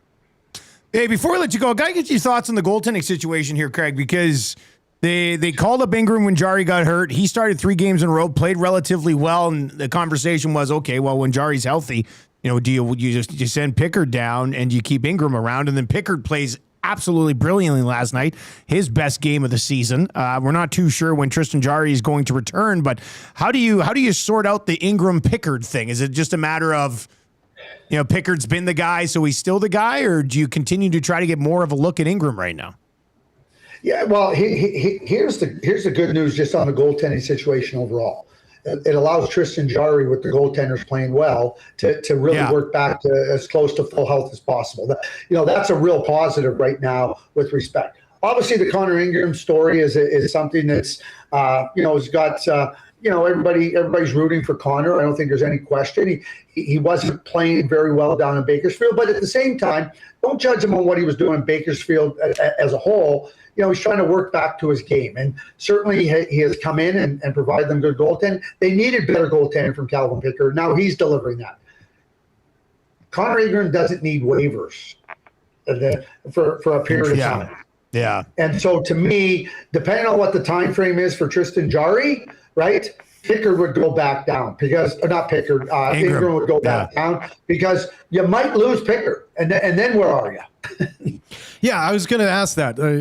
Has Calvin Pickard done enough over the last 2 seasons, especially when you look at his spot starts in the playoffs? They've been big, I get the feeling like he wouldn't last through waivers, that there would be at least one team out there that would be saying he's an upgrade over what we have for our backup goaltending.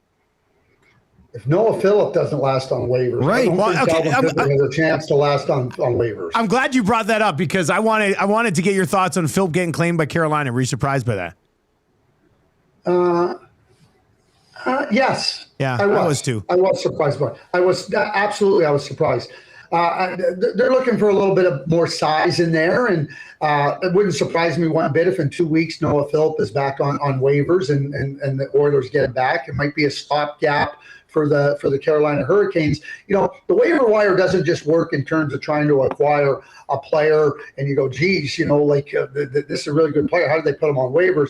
Sometimes you're looking at your injury situation and going, well, we get this guy. It's a minimum salary, and we'll put him back on waivers once our injury situation cleans up. And that's how I saw it from the Carolina point of view. I don't see a Carolina team looking at Noah Phillip and going, geez, he's the answer to our team. He's the answer to what we need to be stronger come playoff time. I think it's a stopgap move with some injuries, and then you move on from there. But maybe Noah gets an opportunity and shows that he can do more. But the waiver thing isn't just about I think in the case here that's what it is. I would, depending on if Jarry's out longer term, then you might be forced now to have to make a decision based on the waiver situation.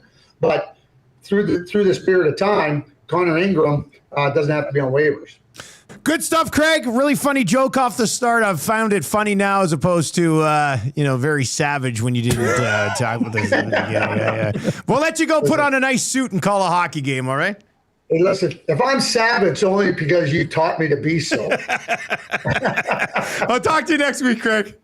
Happy New Year, you guys. Yeah, you too. That's Craig Button. He's doing a fabulous job. Color on the at the World Juniors. He'll have the Germany-Switzerland game today, I believe. Interesting on Mangiapane. What about he mentioned Maselli in Toronto. Mm-hmm. Michelle's at 3.4. He's an RFA after this year. Yeah. What if one team was? What if the Leafs call and say, "Hey, this guy hasn't worked out with us. Your guy hasn't worked out with you. Why don't we just flip him?"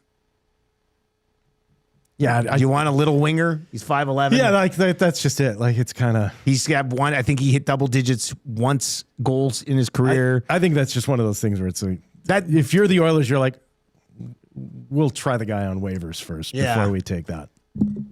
The only thing that would be if just as an RFA at the end of the year, you could just walk away from him if you wanted. right? As opposed to that other year. Craig was right. He brought up the second year on the Mangiapane deal, which isn't. If he was a UFA, it'd be much easier to move at the end of this year with the other contract there. Anyway, 780-218-9999 if you want to chime in on that one. Portions of this hour brought to you by Hammer Injury Law. Serious injuries need a hammer. Rick Mallett of Hammer Injury Law has over 35 years of injury law experience. Don't face your insurance company alone. Contact them today for a free consultation to start your injury claim. Visit their pages on Facebook and Instagram for free law tips, and they do frequently asked questions every single Friday. Visit hammerinjurylaw.ca or call 1-855-98-HAMMER. That number again. 1-855-98-HAMMER. Again. 1-855-98-HAMMER. And one more time. No, we only do 3 times, Trev. You got carried away. What an idiot. Darn it. I messed up. It's just 3 times. The bid is 3 times. All right, let's get to your Play Alberta Early Bird Bet of the Day. Here's what I want to do today, Fraser, with you in the house here. Let's pick a team to win the Super Bowl. Okay. I'll get Play Alberta to boost their odds for 24 hours. Okay. And people can maybe ride with us there. So as of right now, and all of Edmonton Sports Talk is presented to you by Play Alberta. Download the Play Alberta app today. Check out our EST specials page every day. Shout out to the glue guy, Jay Milne, who had Bijan Robinson over 4.5 catches and 2 touchdowns at over 7-1 last night and hit it. And he's mostly doing it because he needed a big day in fantasy from him. But it worked.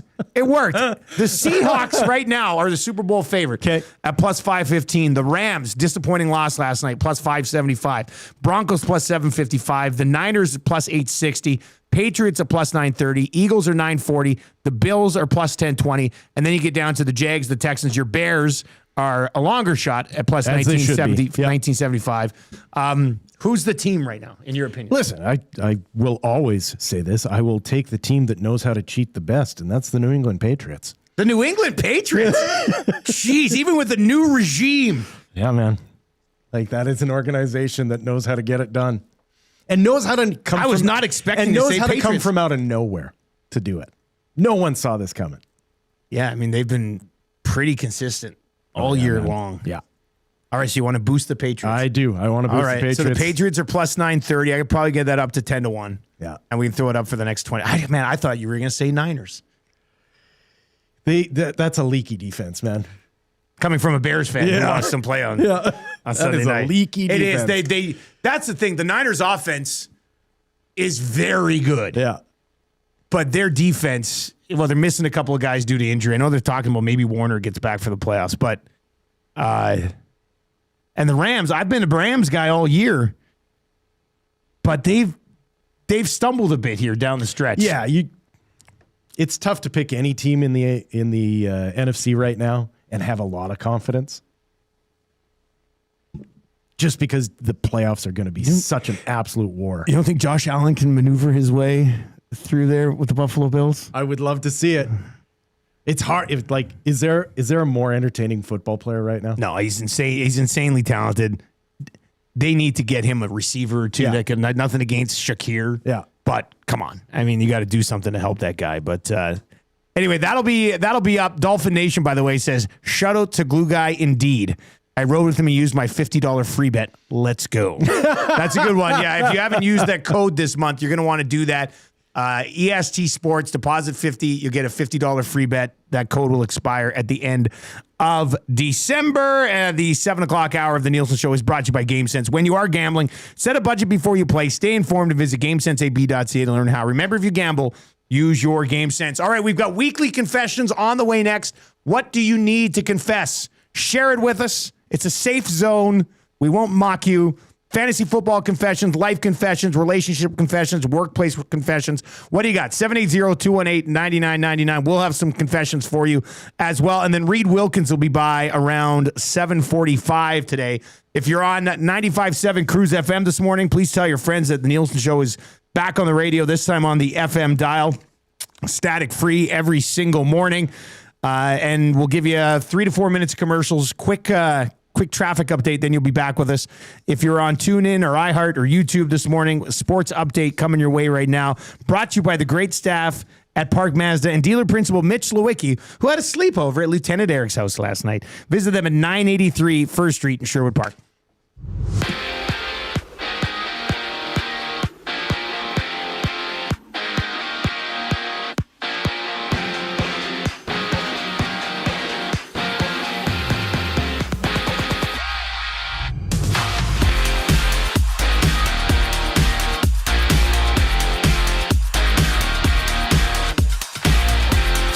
Pickard led the way with 41 saves, and Connor McDavid extends his point streak to 13 games in last night's 3-1 win over the Jets. The Oilers now sit first in the Pacific with 46 points and won't play again until Wednesday when they host the Bruins. Elsewhere from last night, the Flames handed the Bruins their sixth straight loss, 2-1 in OT.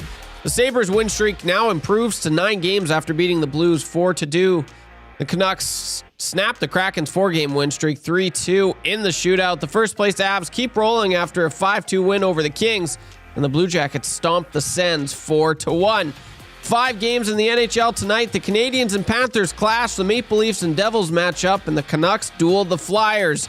Some World Juniors action saw Team Canada dominate the Danes 9-1, all thanks to a Gavin McKenna hat trick. 3 other games from the juniors last night. The Americans defeat the Slovaks 6-5. Czechia hands the Finns their first loss of the tourney 2-1 in overtime. And Sweden was all over Germany. 8-1 is the score in that one. Canada is back in action on New Year's Eve when they take on the Finns. Puck drop set for 6:30. And sticking in hockey, the Oil Kings head south today to take on the Lethbridge Hurricanes. Later tonight, that one gets going at 7 o'clock. Last night's Monday Nighter saw the Falcons hold on to their victory over the Rams. 27-24 is the score. And over to the hardcore where the Toronto Raptors erase a 21-point deficit to beat the Magic 107-106 in last night's game. The Raps improved to 20-14 on the season and won't be back in action until tomorrow. Tonight, just 4 games in the association. Sports Update brought to you by the great staff at Park Mazda and dealer principal Mitch Lewicki, your dealer for life.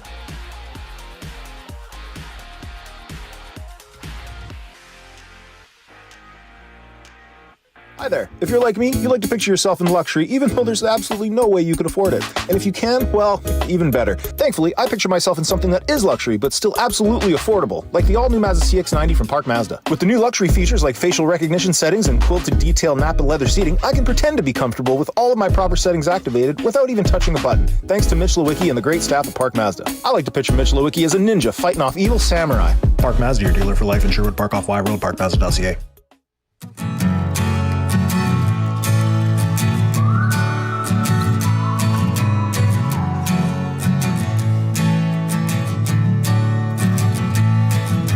The Nasty Bash was awesome, so let's remember it with this song. The EST on Corey B, tattoo still looking strong. 6:30 wasn't working, so old Smash said so long. AM Nasty C and Fraser, yelling turn your headlights on. 1, here comes the 2 to the 3 to the 4. Tommy met a new girl heading out the door. No homology stripping, his shirt just hit the floor. Oh my, good lord.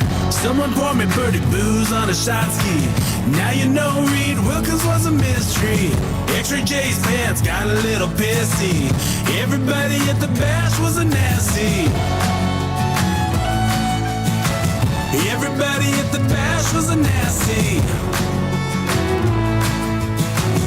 Everybody at the bash was a nasty. 6 o'clockers right and left. Let me pour it on your head. Moment we won't soon forget. 7:36 on the Nielson Show. Dustin Nielson and Wil Fraser. A little Throwback Tuesday here for you. I had to mix in some Creed for you, Fraser. Hit that just after 8 o'clock. How's that sound? You know, the first time I heard Shabuzi, I was like, this is a 100% Dustin Nielson song. Oh, I love it. That's why I wrote a parody about our Nasty Bash party. The first time I heard it, I was like, who's going to love this song? Yeah. Dustin. You were at that Nasty Bash, the one that one's written about. You were at that one. That was an excellent time. The Nielsen Show is brought to you by Weiss Johnson. You can text us anytime, the Paris Jewelers inbox, and one of your text messages will win the Royal Pizza text of the day. We've got Reed Wilkins coming up in about 10 minutes time. But let's get to some weekly confessions. What do you need to confess? 780-218-9999.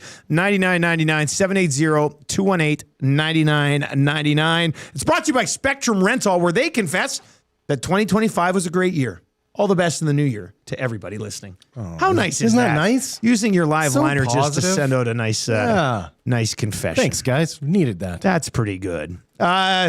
Fraser, what are you confessing? You got a confession? I'll confess. I totally thought that game-tying goal was coming up last night. So did I. For sure. After Lowry scored, I was like, oh, here we go. Yeah. Here we go. I was like, this feels like an Oilers overtime win for sure.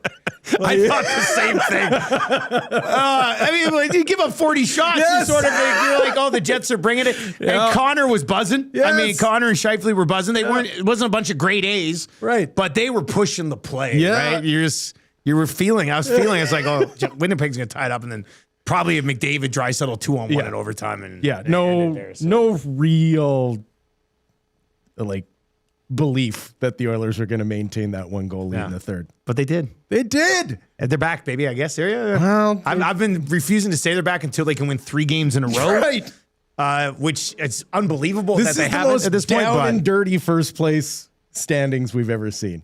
Right? yeah, they've sort of grinded their way to first place right now without a heater.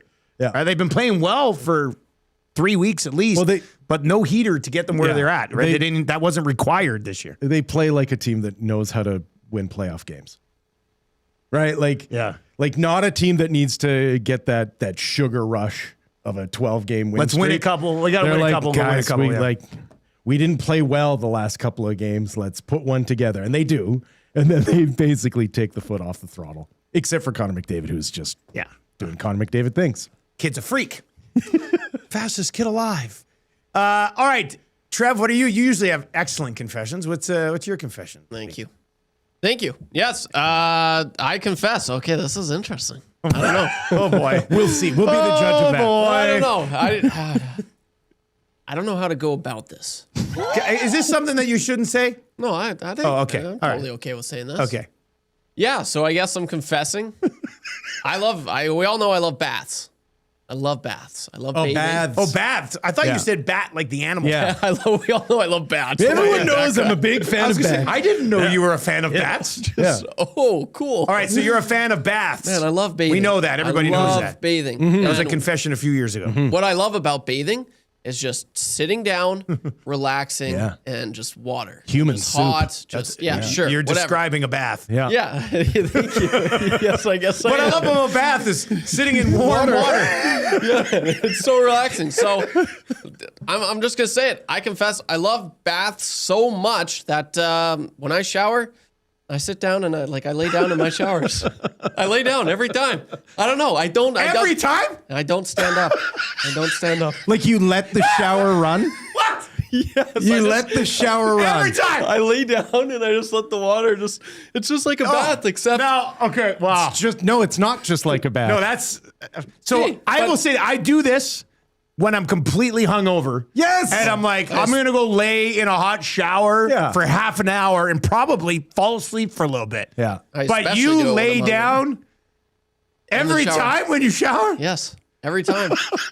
Yeah. I just every shower I've ever been in, I'll always try to find a way to sit down. Why do I always feel like I'm your therapist every time I'm in? Oh, well, you are. Like that feels like. Why do you think we book you regularly? Feels like this is about. a real key sign of depression. No, right? no, not at all. It's relaxing. You know what? When It I'm is in so the shower, peaceful. I just don't have the energy to stand up anymore. But So I you just said lie what you down. like about say. the bath is sitting in and just relaxing. but in like all the water. Yeah. Now you're just laying. And the water's on like coming a down on me. It's like a bathtub. hot rain. It's great. But every time. Every time. I don't like standing. I'll never stand. Yeah. I can't stand it. Yeah, No, seriously, I get tired. I get bored. I think you need some lithium, bud. I don't. You can't really enjoy a shower if you're standing. Yeah, you can. It's called a shower. Not as much. No, you stand and hit your head. It pours down around you. No, not as much. Imagine like you're laying. Just imagine if you were just straighter up. Yeah. No. That's what it is. Maybe you need like a drink. Jeez. Maybe you need a drinking problem. Like add More, because if more you drinking. Yeah, because if you I don't know. if you could enjoy a shower beer, you can't do that lying down. Yes, There's Yes, very you few can, things actually. better than a shower beer. Yeah, Believe it or hits not, differently. you I can. don't have them very often. Sometimes on my golf trip. Yeah. Not like at home with the kids. Right. Yeah, because that's Hey, called Marsh, you bring Daddy a beer in the shower? That's called a drinking problem. Yeah, exactly. If every time you shower you have to bring a beer with you, it's probably not a good thing. But I think you might need it, buddy. I think. I do have shower beers. You can definitely have them while laying Oh down. my God, that is so depressing. No, it's not. So anyway, the visualization hey. of this is not good, dude. Well, Yeah, I mean, I can't defend that. That's just like a bath, though. But every time. Yeah, like every time. time. So when you have a shower, you get in, you turn on the shower, and you lay down. I will say, like you put the plug, you put the plunger in. No, I don't know. So when do you? So you don't let the water rise. No, you just absolutely lays. not. You are a On the weird dude, bathtub, man. You the are bottom a of the bathtub. weird Yeah, dude. like, I won't do it at my friend's house. But, Oh, really? That's weird. I don't want to do it. but family, I will do. Yes, of course. So do you lay there and soap yourself up? Yeah. Please tell me, yeah. So you lay on the bottom of the bathtub, soap yourself up. Like, so you don't even stand up after and then do the soaping and cleaning No, yourself. it does it already, and I'm relaxing. Like you're and all like you guys are sweating and panting. And You I'm are just that like- Mike Myers SNL character who's in the bathtub. Well, Remember that guy? Honestly, I think it looks like the sea otter exhibit at the zoo. Is what it is. Like completely wrong, I suppose. like he's just sliding around inside the tub, playing in the shower. God. I didn't think you could get any weirder. You are That's not a weird thing. That's a completely normal thing. You know what? I'm going to go as far as saying nobody else on the planet does this. Not a chance. Nobody else on the planet. Not with gets- regularity. No, that's the thing. Not Like without I said, medication. I'll have like 1 or 2 lay down showers a year when I desperately need it because I have to operate as an adult with a family later in the day, and I was an idiot the night before. But See, like, to me, that's weird. Only twice in a year? Come on. This is a bit. You're making this up. No, absolutely not. I stand by this, and I recommend anyone to try this at home. It'll change your life. No, I think you might be the only person in the world who does this regularly. It'll change your life. Yeah. Help me out. You know, like when you said I like baths, everybody's like, yeah, Trev, I kind of like baths too. Yeah. You know, there are people who like baths. That's what Yeah, happens. but this isn't just like you like bathtubs. Suppose. I don't know. I just like relaxing. That's what is it all the comes tight down to. Like we were talking about this before the show. You're becoming claustrophobic in your old age. Yeah, I am. I am. Is it the opposite for you? Do you appreciate the confining walls of the size of the tub? No, there's nothing about that. Like, It's just is it- relaxing. It's relaxing. Do you Super ever relaxing. have like a quick shower where you get in, you turn it on? Like, you know, you will have a quick pop in 2 minutes, quick clean, you're out. Do you ever get in, turn on the shower quickly, lay down for like 90 seconds and get up and get out? Like if I'm having a quick, yes. If I'm having a quick, I'll just sit there. This is I'm one of the like, most okay. fun things I've ever learned in my life. Not about you, but just like You maniac. in the world. Here's the upside. As weird as this is, we never have to worry about him slipping and falling in the shower. That's true. That's another That is great true. point. Like you will never Yeah. suffer a concussion. Yeah. I've officially Great point. taken you off the list of people that I would put forward to talk to aliens if they landed. Yeah. Yeah, like there's always that list of like, hey, who should we send to Who's the? going to give a good, Yeah. broad understanding of what a I human think being aliens is? like, how do you clean yourself? And you're sitting there going, actually, I lay down in a shower, which is designed for standing up. I don't know. I think they'd like my way. So what do you do like if you're at a hotel that just has a shower stall? Or at a friend's house that just has a shower Believe it stall? or not, I it gets imagine- a little tight, and it does. Do you Fetal lie position, down? sitting down Yeah, it You gets tight lie sometimes. down in just a shower in a stall. stand-up shower. I'll sit down. What do you do at the gym? You're nuts. I don't believe this. What do Oh, you do it's at the true, gym? man. I don't shower at the gym. I don't use public washrooms. Hey, he's not a weirdo. Like you, so like at the pool. Like what do you do at the pool before you go into the pool? Yeah, well, that's different, obviously. Oh, That's it's different. I'm not going to Absolutely, sit down. it's I do different. like the idea of like at Terwilliger Rec Center walking past where all the 4 showers are and is laying underneath the shower. Anyway, Oh man, you are Dusty. well, I don't even know what to say. Your confession. Well, no, Or I mean, how Reedster's do I ready as follow well. up? You don't How follow do I that. follow up that confession? Yeah, my confession is I thought Trevor was kind of a normal guy. Yeah, my confession is I stand up when I shower. No, my confession is at Marshall's hockey game yesterday. We're talking Tier 3, U11. Some kid played the puck up the boards right onto the other team's stick at center ice. And like 5 parents down from me, somebody goes, pulled a Bouchard. And I have to say, I laughed at it.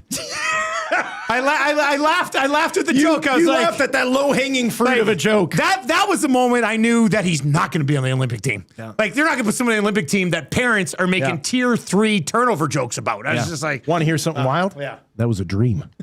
well, all right.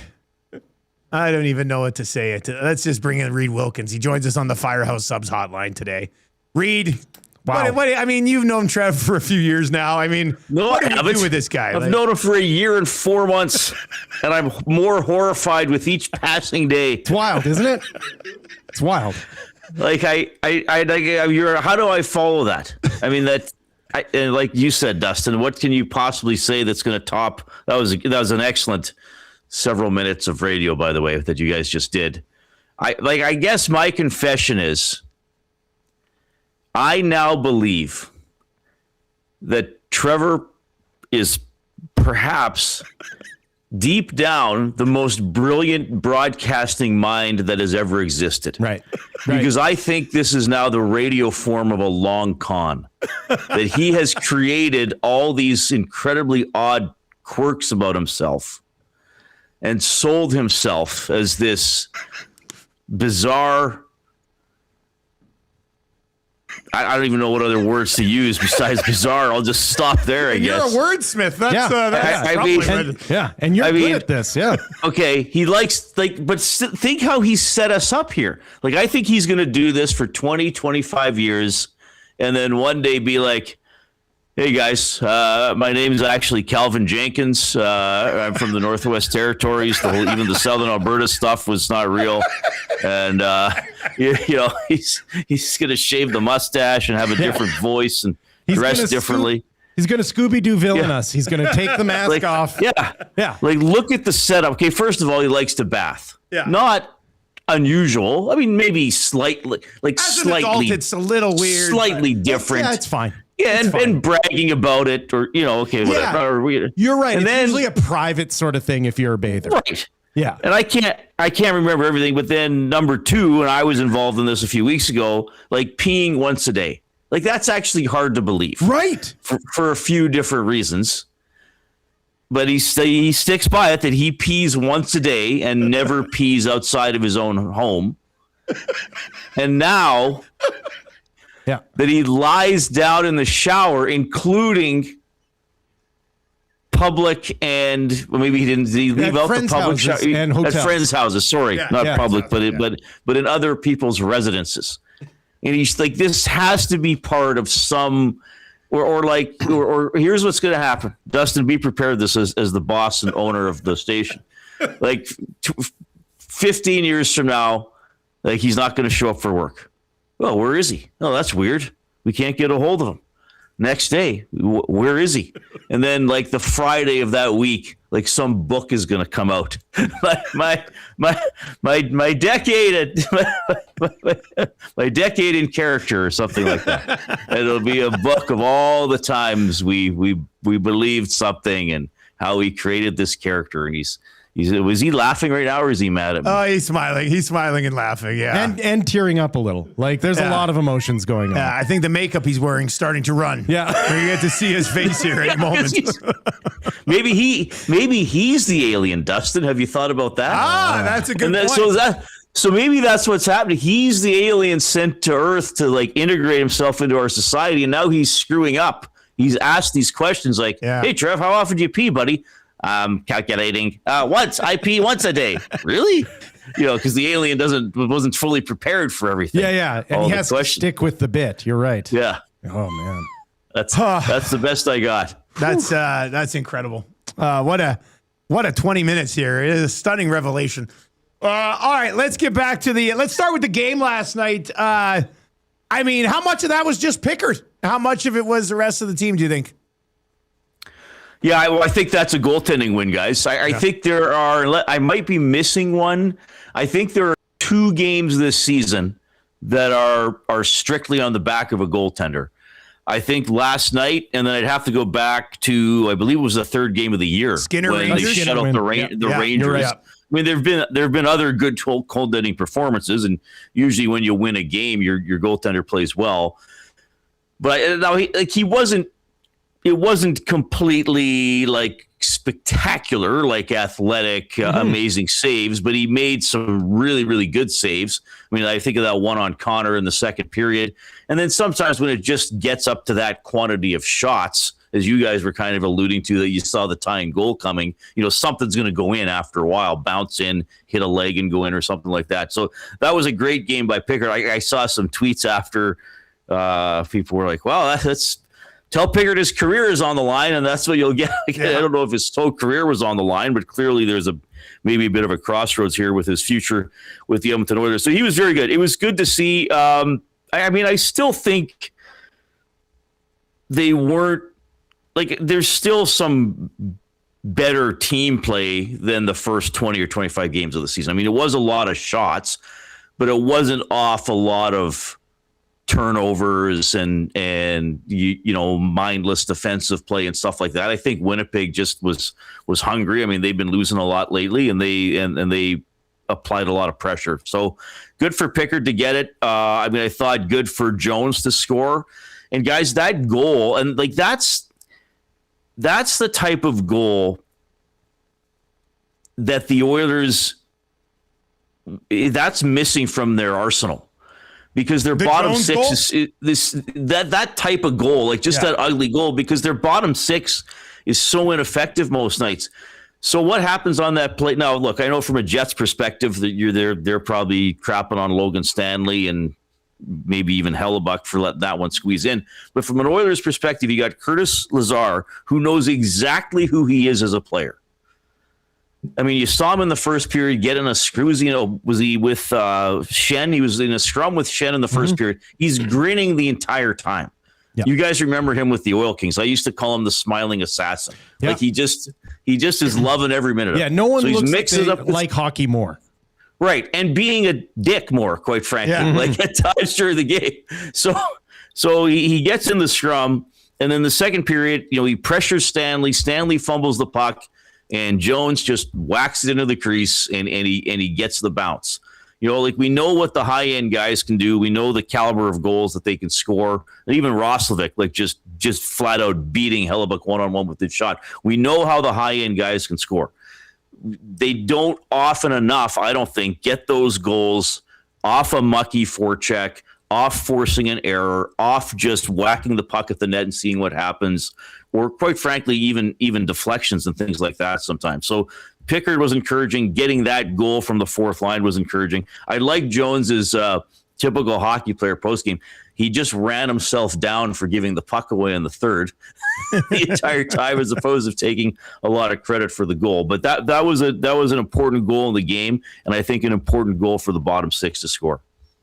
Reed Wilkins with us on the Firehouse Subs hotline today. Reed, a lot of talk here about Andrew Mangiapane. Did not play last night. He's willing to be moved somewhere else. The Oilers are apparently shopping him. It looks like this experiment did not work out. Had some good opportunity early in the year when the team wasn't playing well, but he was in an elevated role at 5-on-5 at least, and wasn't able to take advantage of it as much as you had hoped, or as the team had hoped, or as probably as much as he had hoped. We'll get to the value thing in a second, but how much of this is just on him not being a fit with this group? Like, how do you look at the main reason why this didn't work? Well, yeah, I think there's responsibility both on the player and on management here.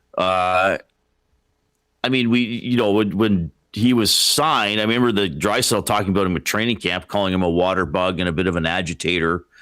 That really was not visible at all. I guess I'm already talking about him in the past tense. He is on the team. Who knows? He might still play. Logically, it feels like a trade is imminent, that he was scratched. Right. Sort of a few hours after this story starts bubbling a little bit.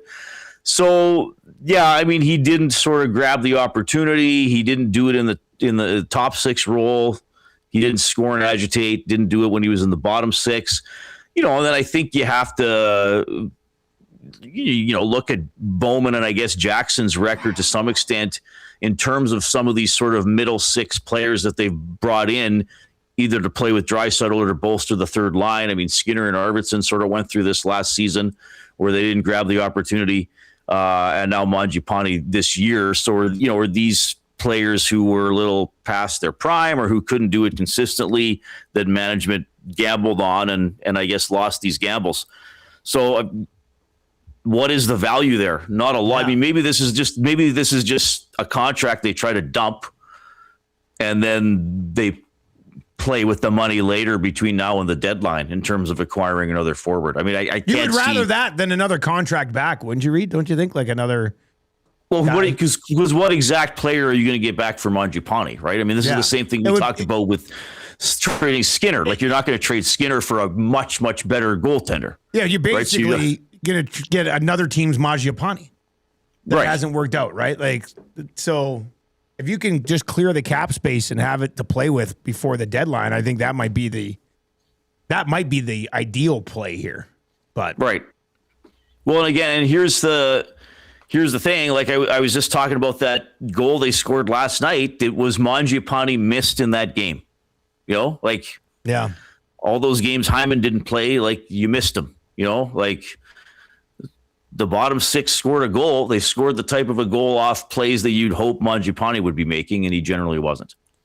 Noah Philp claimed off waivers. I'm personally not surprised by it. I'm a little surprised that it was Carolina that did it, but they are a stats-driven team, and I've always felt like tall, right-handed shot centermen are kind of like left-handed relievers in baseball, that it's always good to have a couple of them in your bullpen. So wasn't that surprised. And then Roslovic, who is a right-handed, well, not necessarily centerman, but a right-handed player, he was above 50% in the face-off dot last night. So I wonder if that was kind of the Oilers realizing that Roslovic is healthy, they can place a Philp on waivers.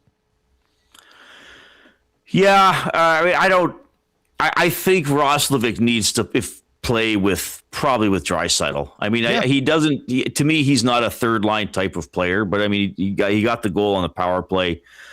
I was a little surprised Philp was claimed. I mean, you never know in these situations. But my thinking was most teams probably have a Noah Philp type player in their organization, but I guess Carolina doesn't, or now they have him. It's too bad because this. I mean, I guess from our perspective, the story was a great story. I mean, it was a great story here for sure. Yeah. U of A, some off ice stuff that happened that had him take a year away from the game and then came back and made his NHL debut and played pretty well when he played. And it's too bad for him. Like, he was on LTIR for so long and then he's off. And as soon as he gets a chance to come back with the Oilers, he's put on waivers and he's claimed. He's not a star player or anything like that, but I think this hurts the team because it hurts their organizational depth, which is quite thin overall. I mean, yes, Clattenburg's come up and played, and Hudson came up and played. Maybe there's Max some guys Jones scored. Yeah, true. But, he knows, we know what he's kind of in that same the group tweener. of forwards organizationally that Philp would be in. So now there's one less guy that if you need somebody to step in a playoff game who's been, scratched a lot, like there's one less option there. Well, Craig mentioned it today, and I mentioned, I think maybe before we went on the air, I could still see a situation where Carolina waives him, and he's just an Oiler again in 2 weeks. The voice. Like super small sample size, but he is, I think, 56% in the dot this year. Yeah. That's why I think he got claimed. Yeah. I think he's got his head above water as far as a faceoff man, and he's 6'3", and there's every team with playoff aspirations goes, you take a chance on that, because if it's a guy who can not hurt you when he's out there and kill penalties, those things are found money. Reed, what's coming up on the Reed Wilkins show later today? Sean Bell is on today. This is going to be a fun one. Mike Moeller is on the show. Now, Mike for years did Rebels games with Mooner. Okay. And Mike was on the 1982 World Junior team. He's the Alberta guy, Edmonton guy. Like he was on the 1982 World Junior team. That was the first one that won gold in Minnesota. Awesome. That was the first Canadian World Junior team. He's a great storyteller, so I'm looking forward to catching up with him. And Jay and I are going to pick our Canadian Olympic hockey teams. Zach Hyman better be on one of your rosters. That's all I'm going to say. Well, that's the teaser. Hyman will be on mine. Good. I don't think he's going to be on the real. I don't think he's going to be on the real one. Yeah. Trev had a dream last night that Bouchard made Team Canada. So there's that. There is that. I don't think Bouchard will. We're like I feel as if I hear way too many. Well, I know you got to go, but I don't think Bouchard will. Okay, what time are those rosters? What time are you going to do that? Well, I'm going to tell you something, Dustin. We haven't planned that far ahead. Oh, okay. Sometime between 3 and 6. Yeah. Good stuff, man. We'll chat with you around the office later. Okay, see ya. There you go. Reed Wilkins does our show here. If you are listening on 95.7 Cruise FM, the Reed Wilkins Show is live every day from 3 until 6 on TuneIn Radio, on iHeartRadio, as we continue all day with straight live sports talk all throughout the day, and obviously on YouTube as well. Fabulous show.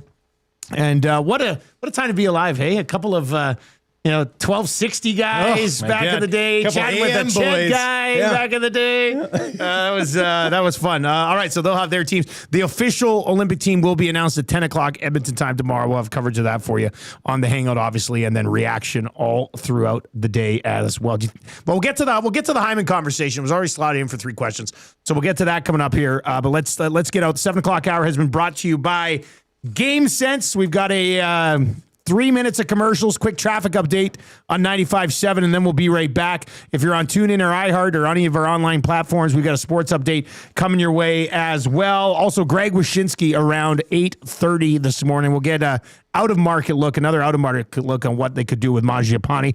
This sports update is brought to you by Windsor Plywood Leduc, locally owned and operated, serving Leduc and the surrounding area since 1993. Doors, flooring, baseboards, and of course, plywood. Go see the knowledgeable staff at Windsor Plywood Leduc.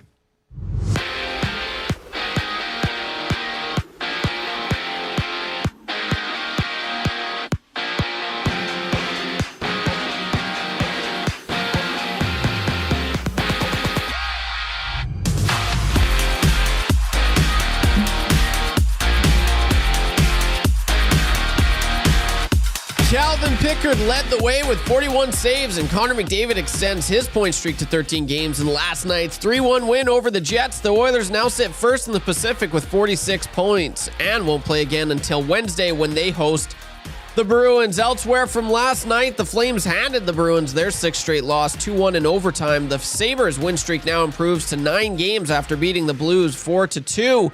Canucks snapped the Kraken's 4-game win streak, 3-2 in the shootout. The first-place Avs keep rolling after a 5-2 win over the Kings, and the Blue Jackets stomped the Sens 4-1. 5 games in the NHL tonight. The Canadiens and Panthers clash, the Maple Leafs and Devils match up, and the Canucks duel the Flyers. Some World Juniors action saw Team Canada dominate the Danes 9-1, all thanks to a Gavin McKenna hat trick. 3 other games from the juniors last night as well. The Americans defeat the Slovaks 6-5. Czechia hands the Finns their first loss of the tourney 2-1 in overtime. And Sweden was all over Germany. 8-1 is the score. Canada is back in action on New Year's Eve when they take on the Finns. Puck drop at 6:30. Sticking in hockey, the Oil Kings head south to take on the Lethbridge Hurricanes later tonight. That one gets going at 7. Last night's Monday Nighters saw the Falcons hold on to their victory over the Rams. 27-24 is the score. And over to the hardcore where the Toronto Raptors erased a 21-point deficit to beat the Magic 107-106 in last night's game. The Raps improved to 20-14 on the season and won't be back in action until tomorrow. Tonight, just 4 games in the association.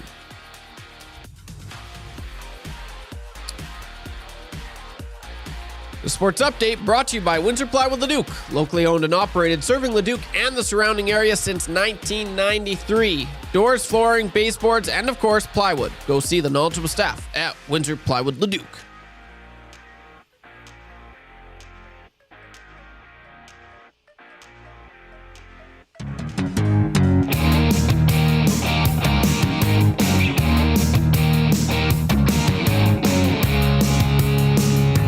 Hey everyone, I'm Zach Hyman of the Edmonton Oilers.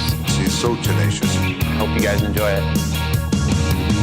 Revving up his engine, listen to the crowd just roar. No reason for tension, Zach is gonna shoot and score. Hyman's in the scoring zone.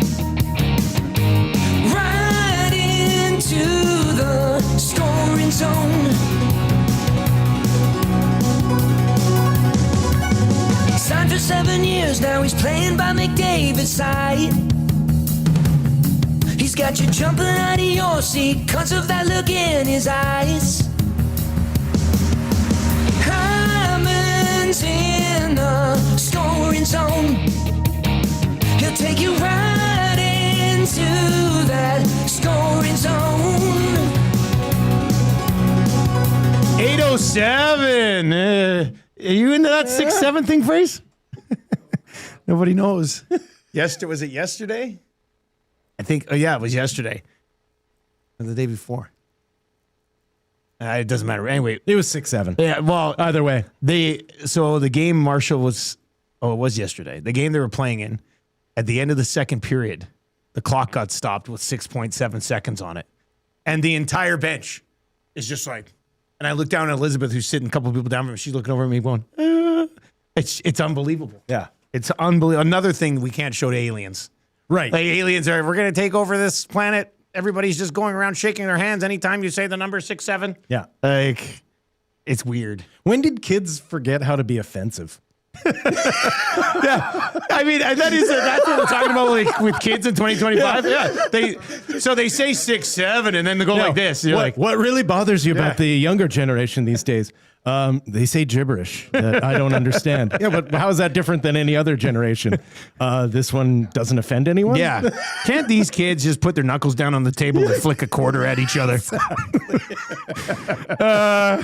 All right, we've got, it's the 8 o'clock hour of the show. Nielson Show today and every day, brought to you by Weiss Johnson. Weiss Johnson, whoa. Make your home comfortable for all seasons with Weiss Johnson and Train. They are Edmonton's Train home comfort specialists for nearly 50 years. Visit WJSportsTalk.com today if you need to upgrade or repair your furnace. You can text us in the Paris Jewelers inbox. Do you think Weiss Johnson would be annoyed if we borrowed their jingle for Reed Wilkins every time we have him on? Reed Wilkins. That's actually a pretty good idea. Yeah. I see. Reed Wilkins. Whoa. I really think it works. Yeah, that's not bad, actually. That's actually pretty funny. Well done, Frank. All right, one of your text messages will end up winning the Royal Pizza text of the day. Here's what the 8 o'clock hour looks like. The 8 o'clock hour is brought to you by GD Liquidators Auctions and Appraisals, where just before Christmas, they received a large quantity of nicely used pallet racking. Mention EST and get 5% off anything new or used, and do not miss their monthly online auctions, gdliquidators.com. Canadian owned and operated, good dudes over there. Make them your first call, 780-447-2787, or visit them at 14510 124th Ave. Kind of easy trivia coming up. 3 questions too many coming up. Greg Wyshynski will join us on the Firehouse Subs hotline, and then we'll have the wrap for William Huff, all still to come on the show today. I know many of you might be tuning in this morning being, has Mangiapane been traded? Has Mangiapane been traded?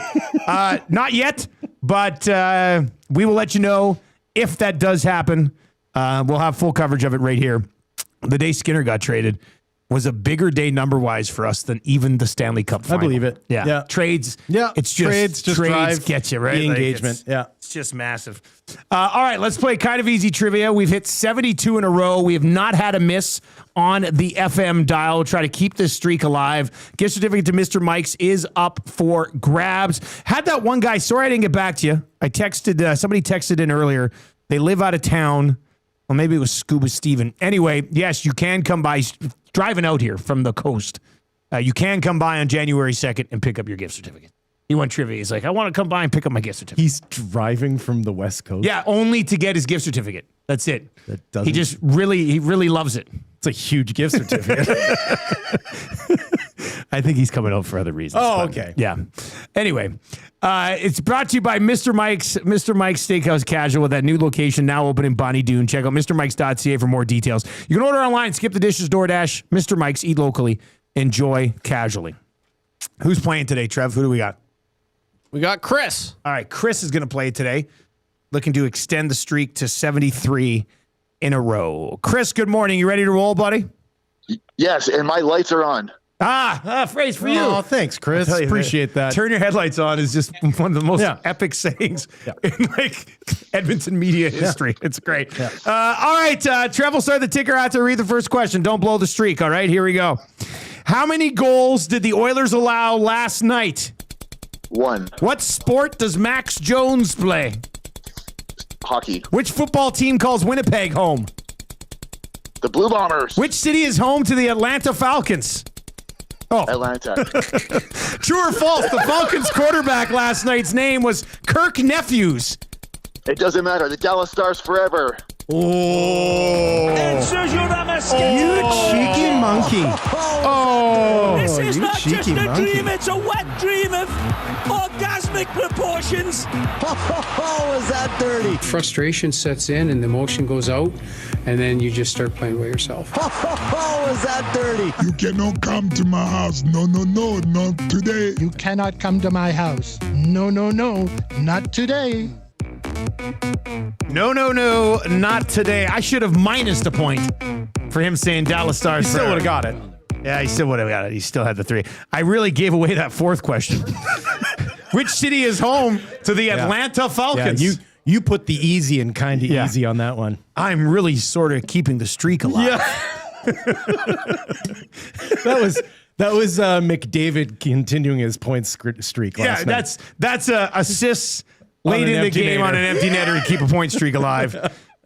Thank God that it wasn't his 3rd and correct answer. And that was it. He went 3 for 5. It's true. That was his last controversy. one. That would have been controversial. Yeah. 100%. Luckily, he got it done. So that's big. All right. We found out this morning that young YouTube Trev here lays down in the shower every time he has a shower. If you have any crazy confessions, send them in. What an absolute maniac. 218-9999. Give it a go, Will. Give it a go. It'll change your life forever. I think all Thank of us, me later. I think Thank all me of later. us have been on our back in the shower. So you have done it. Yeah, it's called being hungover. Like Yeah. we've all been there. We don't choose it though, man. I don't know.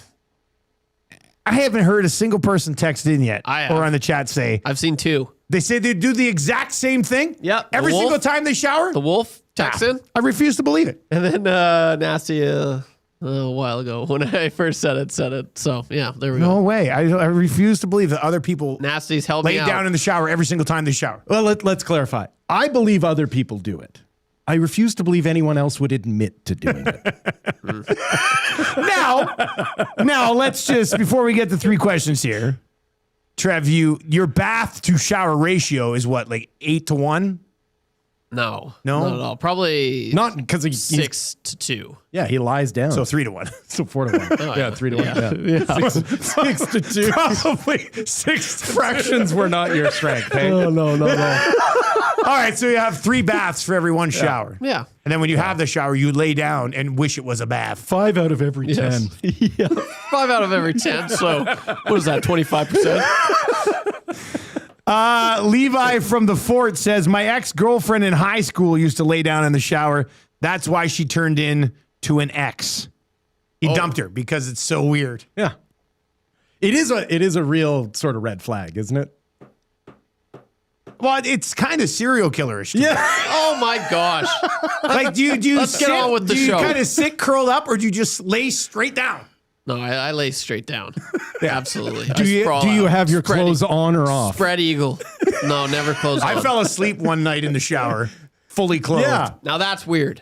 No, it it's wasn't. called I mean, drunk. Yeah, I was in there for 5.5 hours. The cold water. My roommate was like, he said, hey, Dusty, what's up? I said, hey, Ferg. It was when I was with my best friend. I said, Ferg, what's going on? He goes, you've been in the shower 5.5 hours with your shoes on. I was just like, yeah. I don't know. Yeah. I didn't want to slip. That was in my Lethbridge days. So, yeah. Yeah. Oh, yeah. Yeah. It was slippery. I kept my shoes on. This one says, this is from the Matthew Iwanek fan club in the Paris Stewards inbox. Says, I sit down in the shower. Sometimes I plug the sink in for a shower bath. It's like you're in the Amazon. It's amazing. Yeah, it's pretty amazing. I actually would get you plugging the shower, like the drain, and letting it fill more than you filling into a bath. Yeah, I would understand that more than what you have described. The problem with that is the water goes cold too quick. Because I do do that maybe once a year, and I'm just nah. I like the other way better. Oh, you are incredible, Trev. You are absolutely incredible. I think my favorite thing. What a might be- specimen. Yeah. What's your shower ratio? 6 to 2. That's so funny. I love that too. Oh God! 6-2. I'm gonna watch that later. That's so funny. You were very serious about it. Yeah. I don't know. Breaking this number down. About 6-2. All right, let's get into 3 questions too many for the great staff at Park Mazda and dealer principal Mitch Lewicki, who also lays down when he showers. Park Mazda, your dealer for life. Like, did you? I made that up. Did you decide, like, out of every 8 that I go, like, even that, like, choosing 8 as your starting point? No, like, I mean, it changes. It changes. Like, I'm not gonna lie. Like, some days I was sick 2 weeks ago, and I had, like, all I was having was just baths. Yeah, of course. Bathing. I probably had 1 shower. Maybe that's what was keeping you sick. 1 to 4 there. That human soup. So is 4 to probably 1 not there. So good for Do you ever slip when you? Never, man. I'm try to always get laying up? down. How could he? Yeah. Do you turn the shower off before you stand up? No, that's the thing. I stand up, then turn off. Well, it does actually. Like, you don't sometimes hit the plunger with your big toe? No. Oh yeah, I do actually. Like, you turn it off. I do that. Yeah. Do you adjust the heat? Yeah, no, with that's your a good feet? point. I do. Yeah. Anyway. All right, well, let's get into 3 questions. Yeah, let's go. Question number 1. This is for Fraser and I. Do you guys remember the first time that you had Lieutenant Eric join you back at 1260? Well, kind of. Like, I have a sense memory of it. Yeah. Like I don't remember the first day because he was sort of we knew behind pretty the scenes early for a little on bit, that he was found money. Yeah, he was a character in his own right. As we speak about YouTube trivia. Yeah, like he was as unique as you are, Trev, but in his own way. In Eric's way. Yeah. I remember I was like, oh, this is the guy who does the Nikki Sixx. Remember he would play he did that shift over on the FM dial. Yep. And then they brought him over with us, and he was kind of like a associate backup producer sort of thing there for a while. Yeah. I don't remember like the very first day because he'd been around the building a little bit before he came over and sort of hopped aboard with us. Anyone who's ever played any sort of like rec level team sport knows that, like, when you're showing up for like just shinny or 3-on-3 or whatever, you just want to see somebody who can receive and give a pass. Yeah. And Eric was just one of those guys. That's a good point. Yeah. As soon as he showed up, it was like, oh, this guy can catch a pass. He can do all this stuff and he can deliver it, right? Yeah. Like, Dustin and I had one problem as a broadcast duo, and it's that we were both nice guys. Like, I think so for the most part. We had on the air. We had limited edge to us.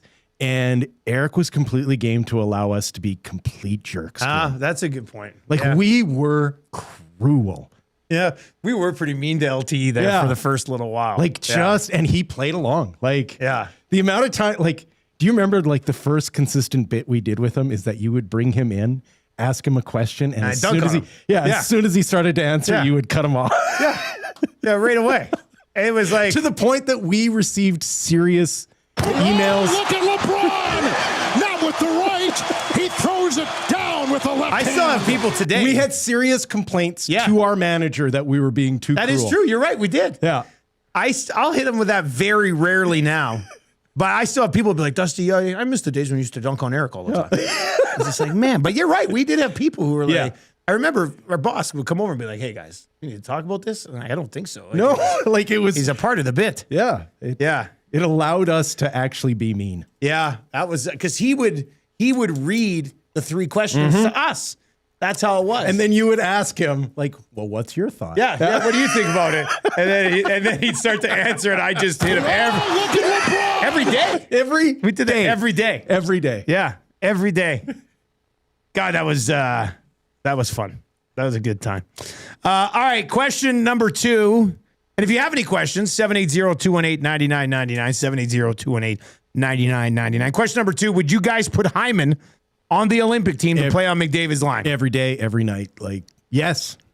Yes, it's so easy. He hasn't even been mentioned. Actually, was it last night, Craig Button and Mike Johnson put out what their team would be. Was Hyman on that team? They've done 2 now, yeah. Was Hyman on the team last night? I haven't seen their most updated one. I one. thought he was on the team last. I might be wrong. But the one that they did, I know it was 2 months ago, Hyman was on the team. And then they I redid thought he was a on month it last ago, night, and he was too. still on the team. Yeah. So I doubt it's changed. It's probably, if anything, he's proven himself, There doesn't seem to be a lot of buzz about it, though. Yeah. No, there isn't. There isn't. It just feels so like it's so simple. It's not going to happen. Like we will sit here and McDavid will go 2 games without a point, and we'll be pulling our hair out, being like, yeah, because no one can play with him except for the guy that they left off the roster. I was just looking here, and they didn't have Hyman on their team last night. Thought I saw Hyman in one of these projected teams recently, but I don't know. He plays so well with McDavid. You said earlier you can play Hyman anywhere. Yes, you see what he was doing in the playoffs last year, and then once they lost him, it was a glaring weakness once he was out of the lineup. Well, I just look at who the Edmonton Oilers were before and after they got Zach Hyman. Yeah. Like, there's never been a more perfect fit than Zach I Hyman. also think you put him on the team, and nobody's going to be like, what? You took Zach Hyman? I guess maybe people in Toronto or something. My biggest frustration, and I love Ryan Smith. I loved that he was always on Team Canada, but Ryan Smith always made Team Canada. And no disrespect to Ryan Smith, Zach Hyman is Ryan Smith with better hands. Yeah. Yeah, he definitely has better hands than Smitty had. But like same type of game. Well, he skates better too. Yeah. Ryan Smith did, yeah. I will say, and if there's the arguing point, Kunitz to Crosby and all that, like I think Zach Hyman is far superior of a player than Kunitz ever was for Crosby. Well, and the other thing is that I don't think you could have played Kunitz with anybody else on that team. Yeah. Whereas I think you can play Hyman. I can play Hyman anywhere. I agree. Like this. So this was the team. Like Hyman with Celebrini would be incredible. On the other side, so this is the team that Craig Button and Mike Johnson laid out last night on TSN. McKinnon and Crosby with Scheifele.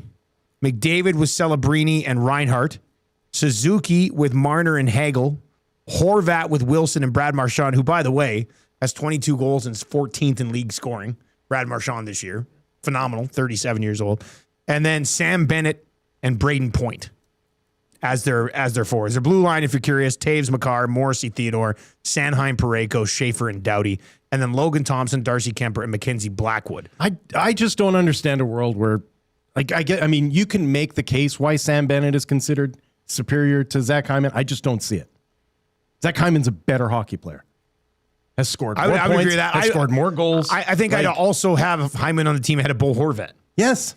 Right? Do you know how many centers you have on this team? You've got Crosby playing on the wing. You got a bunch of guys who can play. Scheifele playing on the wing. You've got other guys who you could play in the middle and have Zach Hyman on.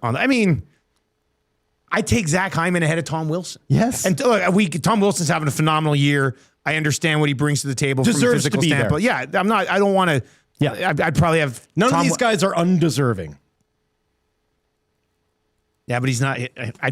I'll be very surprised if he's on the team, though. Yeah. But he could do it. 780-218-9999.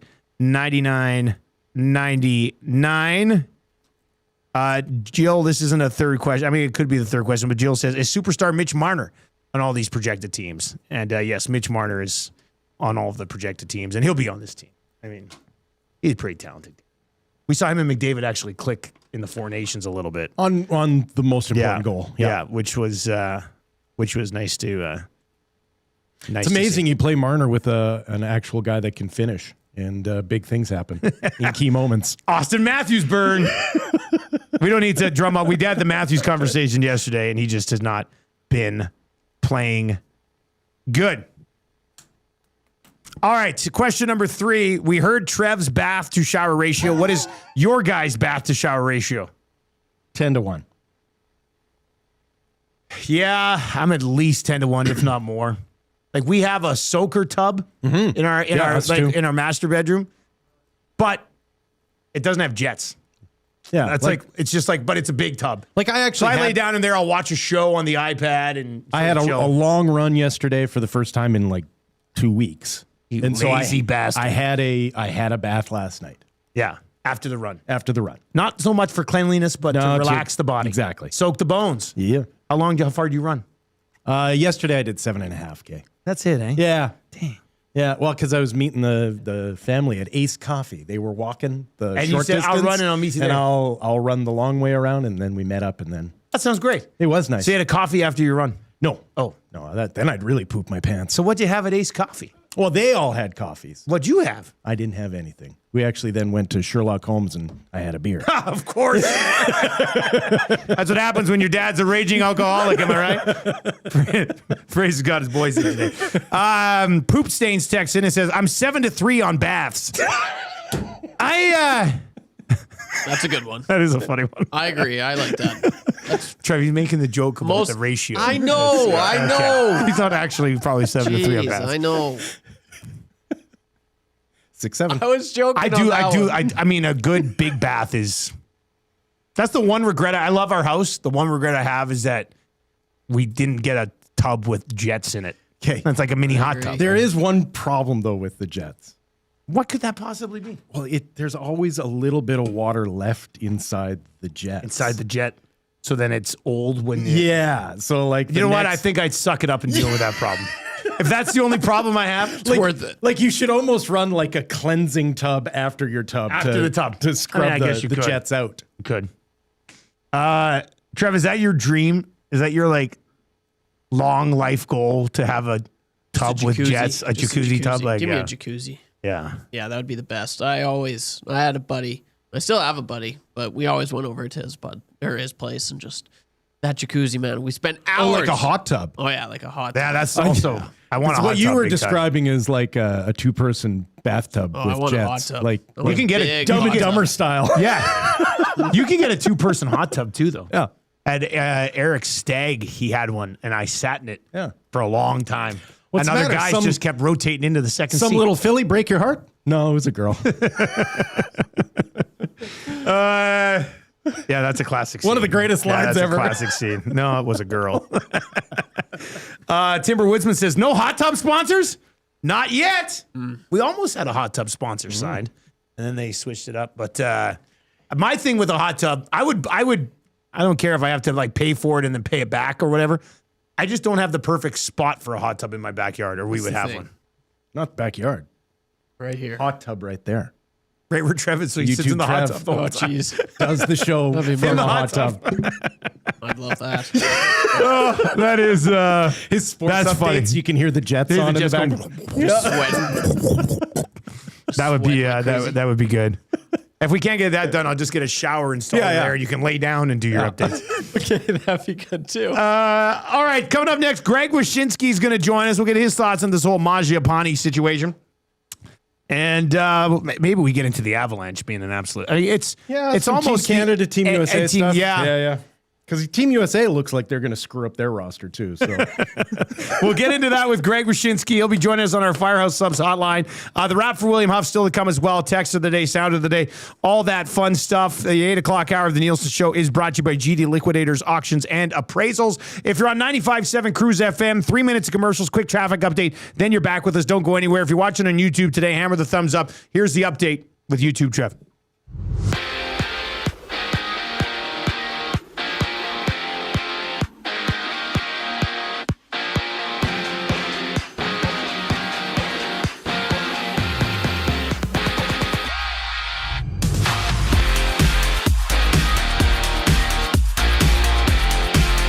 Calvin Pickard led the way with 41 saves, and Connor McDavid extends his point streak to 13 games. In last night's 3-1 win over the Jets, the Oilers now sit first in the Pacific with 46 points and won't play again until Wednesday when they host the Bruins. Elsewhere from last night, the Flames handed the Bruins their 6th straight loss, 2-1 in overtime. The Sabres win streak now improves to 9 games after beating the Blues 4-2. Canucks snapped the Kraken's 4-game win streak 3-2 in the shootout. First place Avs keep rolling after a 5-2 win over the Kings, and the Blue Jackets stomp on the Sens. 4-1 is the score. 5 games in the NHL tonight. The Canadiens and Panthers clash. The Maple Leafs and Devils match up, and the Canucks duel the Flyers. So World Juniors action saw Team Canada dominate the Danes 9-1, all thanks to Gavin McKenna hat-trick. 3 other games from the World Juniors last night. The Americans defeat the Slovaks 6-5. Czechia hands the Finns their first loss of the tourney, 2-1 in overtime. And Sweden was all over Germany. 8-1 is the score in that one. Canada is back in action on New Year's Eve when they take on the Finns. Puck drop at 6:30. Sticking in hockey, the Oil Kings head down south to take on the Lethbridge Hurricanes later tonight. That one gets going at 7 o'clock. Last night's Monday Nighter saw the Falcons hold on to their victory over the Rams. 27-24 is the score. And over on the hard court, where the Toronto Raptors erase a 21-point deficit to beat the Magic, 107-106 in last night's game. The Raps improved to 20-14 on the season and won't be back in action until tomorrow. Tonight, just 4 games in the association. I'm YouTube Trev. You're up to date.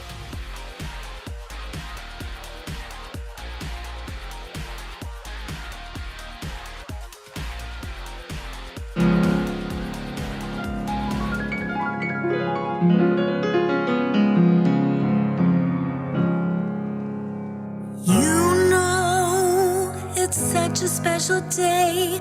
Bagpipes fired up and the nasty bash is underway. And we know that there's a special place where all the AM nasties can party for just a single day.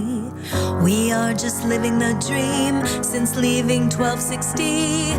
Beers at Fergie's place with that trash TV. The Elks did make us proud, and boy, it caused a scene. Cash J's play of the day, and everybody screamed, oh, it just have begun. All the boys and girls, nasty bash at the club. Oh, mama, we're just having fun. Troy's dancing with wheels, it's where we belong down at Fergie's Rugby Club. We're gonna keep on bashing at Fergie's Rugby Club. 8:34 on the Nielson Show. Thank you very much for being with us. If you're listening on 95.7 Cruise FM and you haven't been to a Nasty Bash party, every summer we get together at the St. Albert Rugby Club, and it turns out to be a wild time, and we'll be doing that again. This summer. Should be a fun time. It's a riot. It's a creature fest. Yeah, the Nasty Bash is like unlike anything else that happens in the country. It is the cantina scene from Star Wars every time. It's Comic-Con of Edmonton Sports Talk, basically. And it's a lot of fun. Nielsen Show brought to you by Weiss Johnson. We are live from the Popeyes Louisiana Kitchen studio this morning. Our next guest, Greg Wyshynski, is going to join us on the Firehouse Subs hotline. At Firehouse Subs, all our subs freshly toasted, stacked high, and crafted to satisfy. With 15 Firehouse Sub locations across Edmonton and the greater area, it's easy to grab a hot and hearty sub close to home. Firehouse Subs, hot, hearty, and made to satisfy. All right, Greg Wyshynski joins us from ESPN, where I'm sure he's already got 3 articles in the bag about teams that should trade for Andrew Mangiapane. Right, Greg? Is that spent a lot of time on that today? So has anyone ever had their arms severed at the Nasty Bash? Like, what level of Star Wars cantina are we talking about? No, I mean, it hasn't gotten that far yet, but we'll see what happens this summer, I guess. Yeah. Yeah, we've had people with arms that have been severed show up. Right. Raging debates through the years as to whether Lieutenant Eric shot first. Yeah, exactly. Yeah, there's a lot of those types of things that pop up. No, but Greg, seriously, Andrew Mangiapane, did you read the article?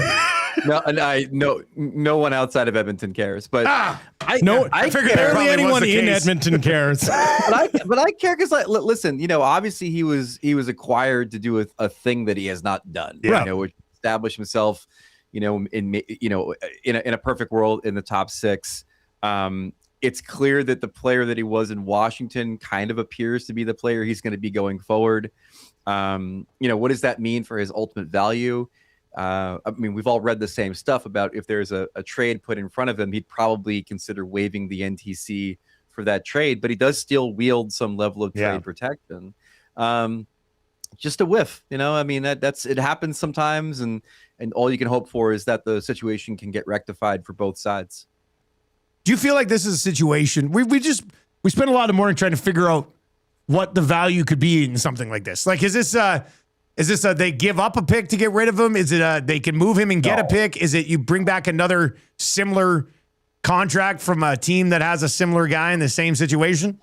Yeah, it could be the latter. I think that type of trade, though, has maybe, I mean, you have to imagine it becomes a little bit rarer with the cap going up as much as it has. There's so many teams that aren't necessarily feeling the backs against their walls from a cap perspective anymore, where they want to make that kind of trade. But again, like, do the Oilers really want to take on a contract like that for a player that someone else doesn't need?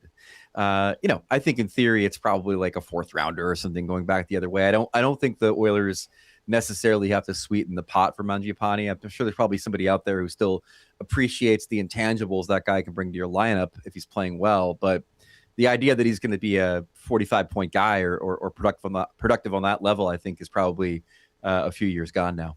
We've been talking about it a little bit this morning. In the Eastern Conference, there's 4 points separating 8th place and 16th. Does that create a sense of desperation from those 8 teams to do something to get in, or does it actually do the opposite? Are they all overly confident that they'll figure it out? I think it creates a sense of confusion. Yeah. What's real? I mean, the Flyers, I think at last check, were in 3rd place in the Metro. Yeah. Does anyone expect them to stay there? Right. No. Do they keep winning? Yeah. Like I don't know if anybody really has a handle on who the contenders are and who they aren't, because now you have, the Buffalo Sabres all of a sudden joining the party in a pretty dramatic way. And the Devils kind of dropping a little bit and not finding their stride despite getting Jack Hughes back. And like, what is Columbus? Like there's a ton of teams where it's just kind of murky as to what they actually are. But it's funny, like the example I've been giving is kind of from like the Avengers, right? Where Loki's like, we have an army. The Eastern Conference is like, we have an army of 500 teams. And the Western Conference is like, we have 3 Hulks. Yeah, we have a Hulk. Yeah. It's just like, it's kind of amazing how the top end teams in the West are that good. Yeah. And when you look at the East, look, there's some really good hockey teams. I think Carolina is this is their best offensive team that they've had, top to bottom. I think Tampa, their bottom 6 is maybe better than it's been since the heyday of Gordon, Coleman, and those guys. Obviously, we know when Florida gets healthy what they can do. But then you look at I'll include Minnesota in this. You look at Colorado, Dallas, and Minnesota. You're just like, Jesus, who's beating these guys? If they're not beating each other, which of course 2 of them will have to do. Yeah. In the first round. Playoff format that we've got. You mentioned in there, in somewhat dramatic fashion, the Buffalo Sabres have burst into the. I mean, how have they put together 9 in a row, man? Like this, I'm stunned. I don't know what's driving this. So I have a theory. Okay. They hated their boss, and so they fired Kevin Adams, and everybody was happy. But at the same time, Jarmo Kekalainen has been kind of, been around the office. He's like one of the Bobs from Office Space. Like he's been kind of taking meetings and auditing the team. And the other thing about it too is like they're probably happy that Kevin Adams is gone because he was incompetent, but they're probably a little nervous that Jarmo is in because he has shown absolutely no hesitation in taking gigantic swings with every player on his roster. Think back to the days in Columbus. And so now all of a sudden it's like, I better get my act together here, or else I could be packing up boxes with Jarmo now in the GM chair. So it's all that, and then plus a healthy Josh Norris, and also great goaltending has added up to this. That'll do it. Goaltending is goaltending will do it. Speaking as someone who saw a lot of mid-level teams over the last 20 years in this town, goaltending is it solves a lot of problems, doesn't it? Like, and far too often we start to list problems that aren't really there when it's always just goaltending. Like it's always like it's the C on a multiple choice test, right? Like if goaltending is available to blame, pick C. And sometimes it's just as simple as getting a save. Yeah. Like when you need to get a save. If you're a struggling team, I'll bring it back to the Devils for a second here. Like if you're a struggling team that's lost its confidence, lost its swagger, and you see like Jacob Markstrom give up a goal in the first period like 100 times a season, it's kind of like your shoulders droop a little bit. You get a little mopey about things. Now you're digging out of yet another hole. And so it becomes, goaltending can save coaches' jobs. It could dominate for a team, but it should just kind of be a stabilizing force. It should be kind of a thing where it's good enough where you don't have to worry about it, and then you can kind of build the other things that you need to build within your lineup. Lots of talk here, obviously, about this Canadian Olympic team. It'll be announced tomorrow at 10 o'clock Edmonton time.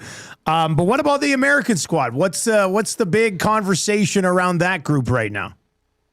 Oh, the philosophy behind it. I mean, we assume that Chris Kreider will not be on the team. He was on Four Nations. We assume Vincent Trocheck might not be on the team, but that's the one we're kind of wondering about. And then we have a slew of really talented young offensive players, be it Cole Caulfield, Clayton Keller, and others, that are all vying for spots on this roster. And it's just a matter if Billy Guerin and his management group want to field the same team with veteran 200-foot guys to go to war in Italy, or if he wants to maybe spice things up and add a little bit more offense to the proceedings. And I tend to believe it's the former. I think they're going to probably err on the side of being conservative with the way they build this lineup out. The only change that I think we are all pretty, resigned to is that Tage Thompson's going to be on the team, and he probably should have been on the team at Four Nations. But there's always room for some surprises here and there, Seth Jones making the team or that kind of business. But I imagine most of the names that we see on the American roster will be the ones that played Four Nations. Are they willing to, this is a weird sort of angle, but are they willing to make it not Austin Matthews' team? And what I mean by that is Austin Matthews makes that team, but in years past, it's kind of been Austin Matthews and his group of superstar hockey players. Are they willing to make this not about Austin Matthews and build it around a different identity? Yeah, and what is it if it's not that? But that's just what I was going to say. It's not even a willingness. It's just not his team. Where is the captaincy for some reason? Questionable that the Leafs aren't even his team right now. If you think back to Four Nations, whose team is it? It's the Tkachuks. Yeah, that's true. That's a good point. Yeah, I mean that's the. I mean, well, they made it their team. It's so the Tkachuks team that Matthew Tkachuk, they played his broken body in the gold medal game for like 3 minutes. Yeah. just to have him there. That's how much it's not Austin Matthews' team. So, I mean, he's got the captaincy. I will say that, the fact that he's not been himself now for 2 years really does change the math a little bit for the Americans, in the sense that this looked like the best group of centers they had since the heyday of like Modano and Roenick.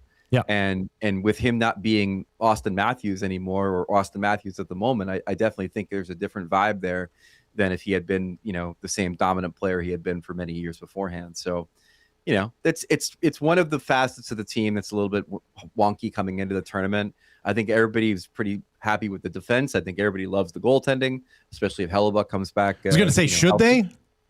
Who? Should they love the goaltending right now? I mean, Connor Hellebuck has not looked like Connor Hellebuck lately. I mean, Connor Hellebuck was injured for a while. Yeah. I think they've got enough depth to not have to worry about it. I think Swayman's been great. Yes. I think Ottinger's been great. So the only thing that gives me hesitation about any of this is that, like, Hellebuck does not have the reputation of being a big game goaltender. Right. Ottinger has been feasting on a reputation of being a big game goaltender that he forged against Calgary like a million years ago. I don't think he's necessarily built on that. And then you have Swayman. I mean, if there's an argument to be made, it's like none of these guys are Patrick Waugh. Like none of these guys. You can't throw any of these guys out there and be like, well, we're fine. This guy knows how to win a ring. But I think the defense in front of them and the style with which they play, I'm not worried about the goaltending at all. Yeah, the Ottinger thing I actually find it palpably offensive that you Canadians are trying to like gaslight me into any concern about my goaltending, considering what you're going to war with in your crease. Well, I don't think that the Oilers, the Team Canada is built around its goaltending. It doesn't really like they hope to win by scoring 7 goals, right? Yeah. Like the Ottinger thing has always been curious to me because I agree with you. He built a reputation against a Calgary Flames squad. The guy was outdueled for 2 straight playoffs by Skinner. Yeah.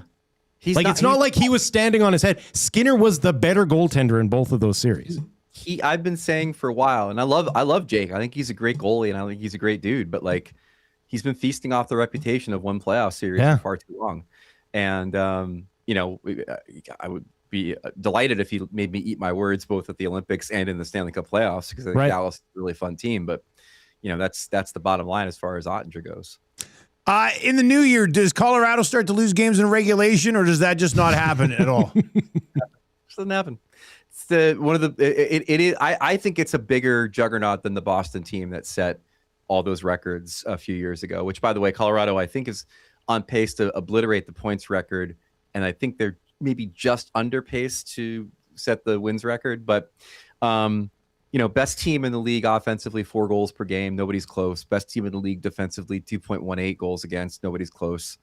McKinnon is on another level right now as far as his ability to take over games. They're deep, they're talented, they can play with some physicality. Like they're just scary. They're just a really fun, scary team, and it's such a bizarre season to have legitimately one of the most dominant hockey teams we've seen in maybe the last 25 years in a season where everyone else is 500. Like it's you get the parity of it all, but you still get one team that is like head and shoulders above the rest, and you don't normally get that. And so it's been fun to watch them. A lot of Olympic roster reaction, I'm assuming, coming over at ESPN. What else you got? What else you working on? Got a feature on Jacob Chychrun today of the Capitals. Real interesting guy. He is one of these my body is a temple nutrition freaks who consumes like raw animal livers. It's a good choice. Was an interesting conversation. Oh, wow. I don't know how to segue out of this one. and then we have playoff bubble watch tomorrow, and then I'm grading out all the Olympic rosters as well for ESPN. Which animals does he eat the livers of? I'm curious.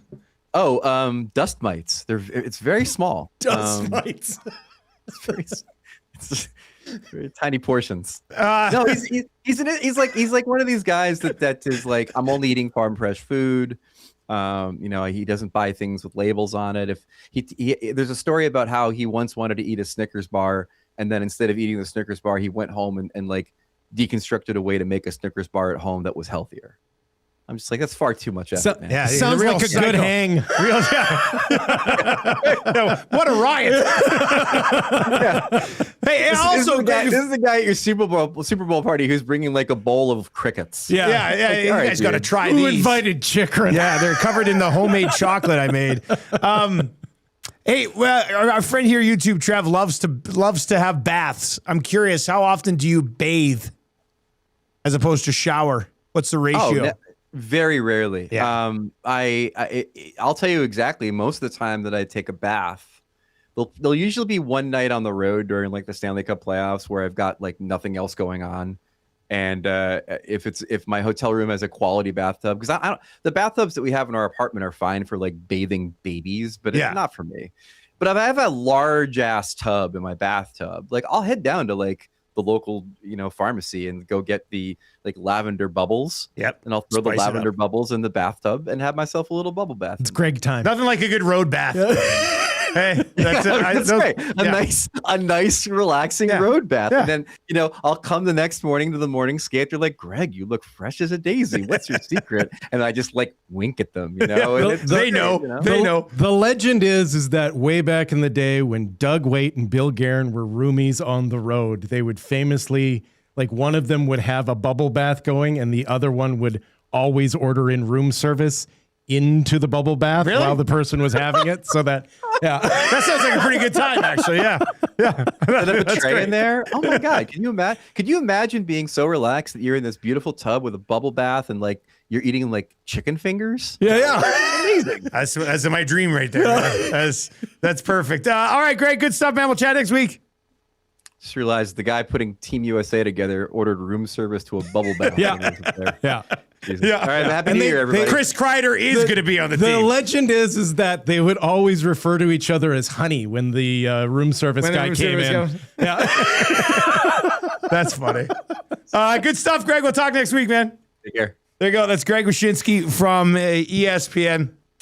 When I did the WHL final in Moose Jaw, it was that's a bath town. Well, that's a town known for its baths. So in the room, it was the bathroom. Okay. And then you come out of the bathroom and then there's the bed over here. Suite. But outside of the bathroom, across right by the bed was like a huge jacuzzi tub. And for every day, I wouldn't have used the bed every day during the WHL final. I'd finish the show because I was doing the show on the road then, and I'd fire up that thing and I'd sit in that tub for like an hour. Nice. It was awesome. It got to the point, and it ended up being a quicker series. But I was hoping it would drag up. Oh, yeah. Because I want to spend more time in Moose Jaw here with this bathtub. My big toe's looking like a prune. Very pruning. That'll happen. Very pruning. Lots of things. That'll happen. Yeah. All right. Let's dive into the wrap for William Huff. If you want your place to look as good as ours, get it done by Bruce and the team at William Huff. Thanks, Been doing Bruce. it since 1952, WilliamHuff.com. What did we learn on the show today? Well, we learned a lot, but we are so distracted by a guy who lies down on the bottom of every shower he takes. Yeah. I've got here, Trev takes a 6-to-2 shower to bath ratio. Yeah. Bath to shower And ratio. he doesn't understand fractions. Yeah. That is so good. Yeah, if you missed it, that was the big news today. Mangiapane wasn't traded yet. Yep. So the big news today was during confessions, Eric's going to have his mind blown on Friday when he's back. You're with Eric on Friday. Yeah. I bet he's going to be like, oh, I do that as well. No, he's not. Really? No. Eric posts No one does consistent that. pictures of him having beers in the shower. Yeah. Not laying He down definitely does in the do shower every single time You're right. that you have a bath. You are right. Yeah, that you have a shower.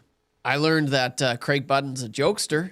That was funny. He gave me a little heart attack there. Yeah, when he started moving his mouth but not talking the second time. Because I heard like secondary audio. Like I heard background. Yeah, you could hear it. I was like, what is, and then I'm just like, I don't know how to fix this problem. But yeah, that was good. That's the first time. That was a funny joke by Craig. That was, It is good a stuff, veteran actually. move. Yeah. Like a genuinely sort of funny joke. Yeah. I want to do that on You know my what I'm going to next do hit. when they bring me back? This is, Yeah, This'll thanks get for 'em. your antics, Craig. Yeah. Yeah, that was pretty funny. All right, let's get to your sound of the day. Let's go. Let's go party all the time remix after the win. Hey, why not? Let's. Very impressive. Taking a few years to put all this together.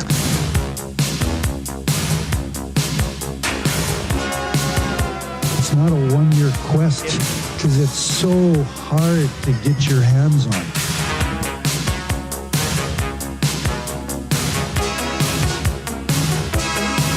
At this stage of my life, I don't invest in green bananas. It's a lifetime quest. Just not sure if I'm going to be around long enough to see them ripen to be yellow.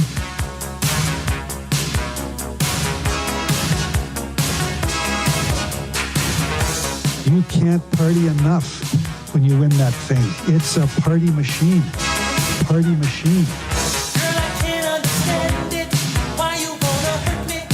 That's why it's the Stanley Cup.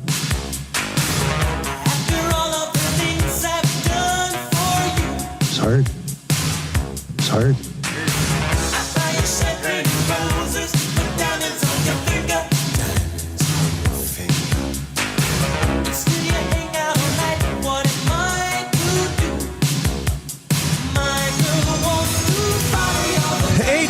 On the Nielson Show, Party All the Time remix with Kenny Holland and Eddie Murphy. The most dynamic duo that you've ever seen in your entire life. They did that live in studio together. Yeah. Wouldn't that be great to see, though? Eddie Murphy doing it and Ken Holland there in like the booth on the other mic. Ken Holland, though, was in It's hard. the clumps get up. All right, let's get to your Royal Pizza text of the day. Royal Pizza. It's the text of the day. Order online today, www.royalpizza.ca, or visit one of their 14 locations in the Edmonton area. We're talking top-notch service for over 55 years with the best and freshest ingredients around. I think we go back to that dream text from the rookie. Sure. So another... It was on theme. Yeah, another stunning revelation earlier today. Trev said that he had a dream last night that Bouchard made Team Canada. Hey, I made Team Canada. But he didn't necessarily... Well, he said, you're sort of maybe sitting on the couch watching TV and he came out with a Canadian jersey. Yeah, he walked out. Yeah. Did the 180 spin, donning the Gave you the dragon red one. eyes. Yeah, just looking seductive. Two dragons. Starsky and Hutch. Classic line there. But then we were joking about, I was falling in my dream and Boosh started falling beside me and said, we're going to make Team Canada. Then he kept falling. This one comes in from the rookie. The rookie says, I was dreaming last night that I was being seduced by a gorgeous woman. She pinned me down, tied me up, and started kissing me. And then softly whispering in my ear, she said, Boosh is on the team. I tried to scream, but the ball gag wouldn't let me. I tried to get up, but my hands were bound to the bed. The woman got up and walked towards a godfather like Evan Bouchard standing in the doorway. She wrapped her arms around him and kissed him and walked off into the distance. Just as they were about to leave, he turned and went to slap shot a puck towards me. Thankfully, I was able to do my best attacking forward impression, and Bouchard stumbled and allowed me to walk right around him. That's pretty creative stuff from the rookie. Well done, rookie. That is your Royal Pizza text of the day winner. Dudley comes in with this one late. Royal Pizza. Trev must be from space. That's a good one late. That's not bad. Yeah, that's a good one late. We went today from saying you're no longer allowed to talk to the aliens when they come down to thinking that you might be the alien. That we've been talking to the aliens. Somebody claimed that you are a character from Third Rock from the Sun. Yeah, exactly. Yeah. Quick confession. I never watched Third Rock from the Sun. Really? No, and I like Lithgow. He was The great whole as cast is a incredible. murderer in Dexter. And he's Will Ferrell's dad in what's the Daddy's Home? They're great together. Harry and the Hendersons. Harry and the Hendersons. That was classic. He was the preacher And from Footloose. Footloose. Yeah. Oh, guys, He must have done some other ones too. Right. I think we're probably missing a lot of Lithgow. He was, actually, he was in. He was in The Crown. He was who was the prime minister? Churchill. He was Churchill in The Crown. When I was supposed to read Don Quixote in university and watch the movie instead, he was in that. Okay. Oh, there you go. Yeah. So when I put my paper in and I said tilting at windmills. Yeah. When I had to write my paper and I put in all these great John Lithgow, I said Lithgow was great in this book. I was killing it. They're like, what are you talking about? Yeah, Lithgow. I mean, never seen a performance like this. Did you just the true story on that paper is that I didn't read the book. I got drunk. I watched the movie. I wrote a paper. I handed it in. Had a shower. And the professor actually came to me and goes, "You just watched the movie, didn't you?" I was like, "Yeah, I did." Yeah. What'd you think of the paper? Yeah, exactly. Was that didn't go over very well. Well, whatever. You're not going to win them all. I can't read. Yeah. Well, it was one of those books. That was the moment I knew I wasn't going to stay in university. I went and bought this book that was like 4,000 pages and had like 20 different novels in it or whatever. And the pages were so thin you could see through them. I said, I'm not paying for this quality of paper. I was going to say, are you sure it wasn't just a really cheap book? No, it was. It was a lot. It wasn't cheap. They never are. No, ridiculous. Community college kids. That's the way. It's worked out. I don't even think I bought a book in 2 years of broadcast school. Trev, you went to the same college as me. Do you remember buying books? I think I bought we had to buy like one or two books. Yeah, nothing too crazy. Easy peasy. Turning on a monitor for dummies. All right, we got Ozzy Osbourne coming up on 95.7 Cruise FM, so stick around for us. It's that one where he goes, "Mama, I'm coming home." And he is the one. R.I.P. Yes, that's right. A legend. That's coming up on 95.7 Cruise FM. Phrase, good stuff today. And you'll be back with LT on Friday. I will be. Wow. Good seeing your boys again. Yeah. Funny how they grow up so quickly over 15 years. Will the years. giant be there? That's what they said on the way in. I am here today. Yeah. I very rarely work between Christmas and New Year's. I know. So it's nice to be here and do a show. Yeah. It was a lot of fun. Spangler Cups aren't going to call themselves. No, well, somebody else call them, I guess. For YouTube, Trev and Wil Fraser, I am Dustin Nielsen. Take it easy.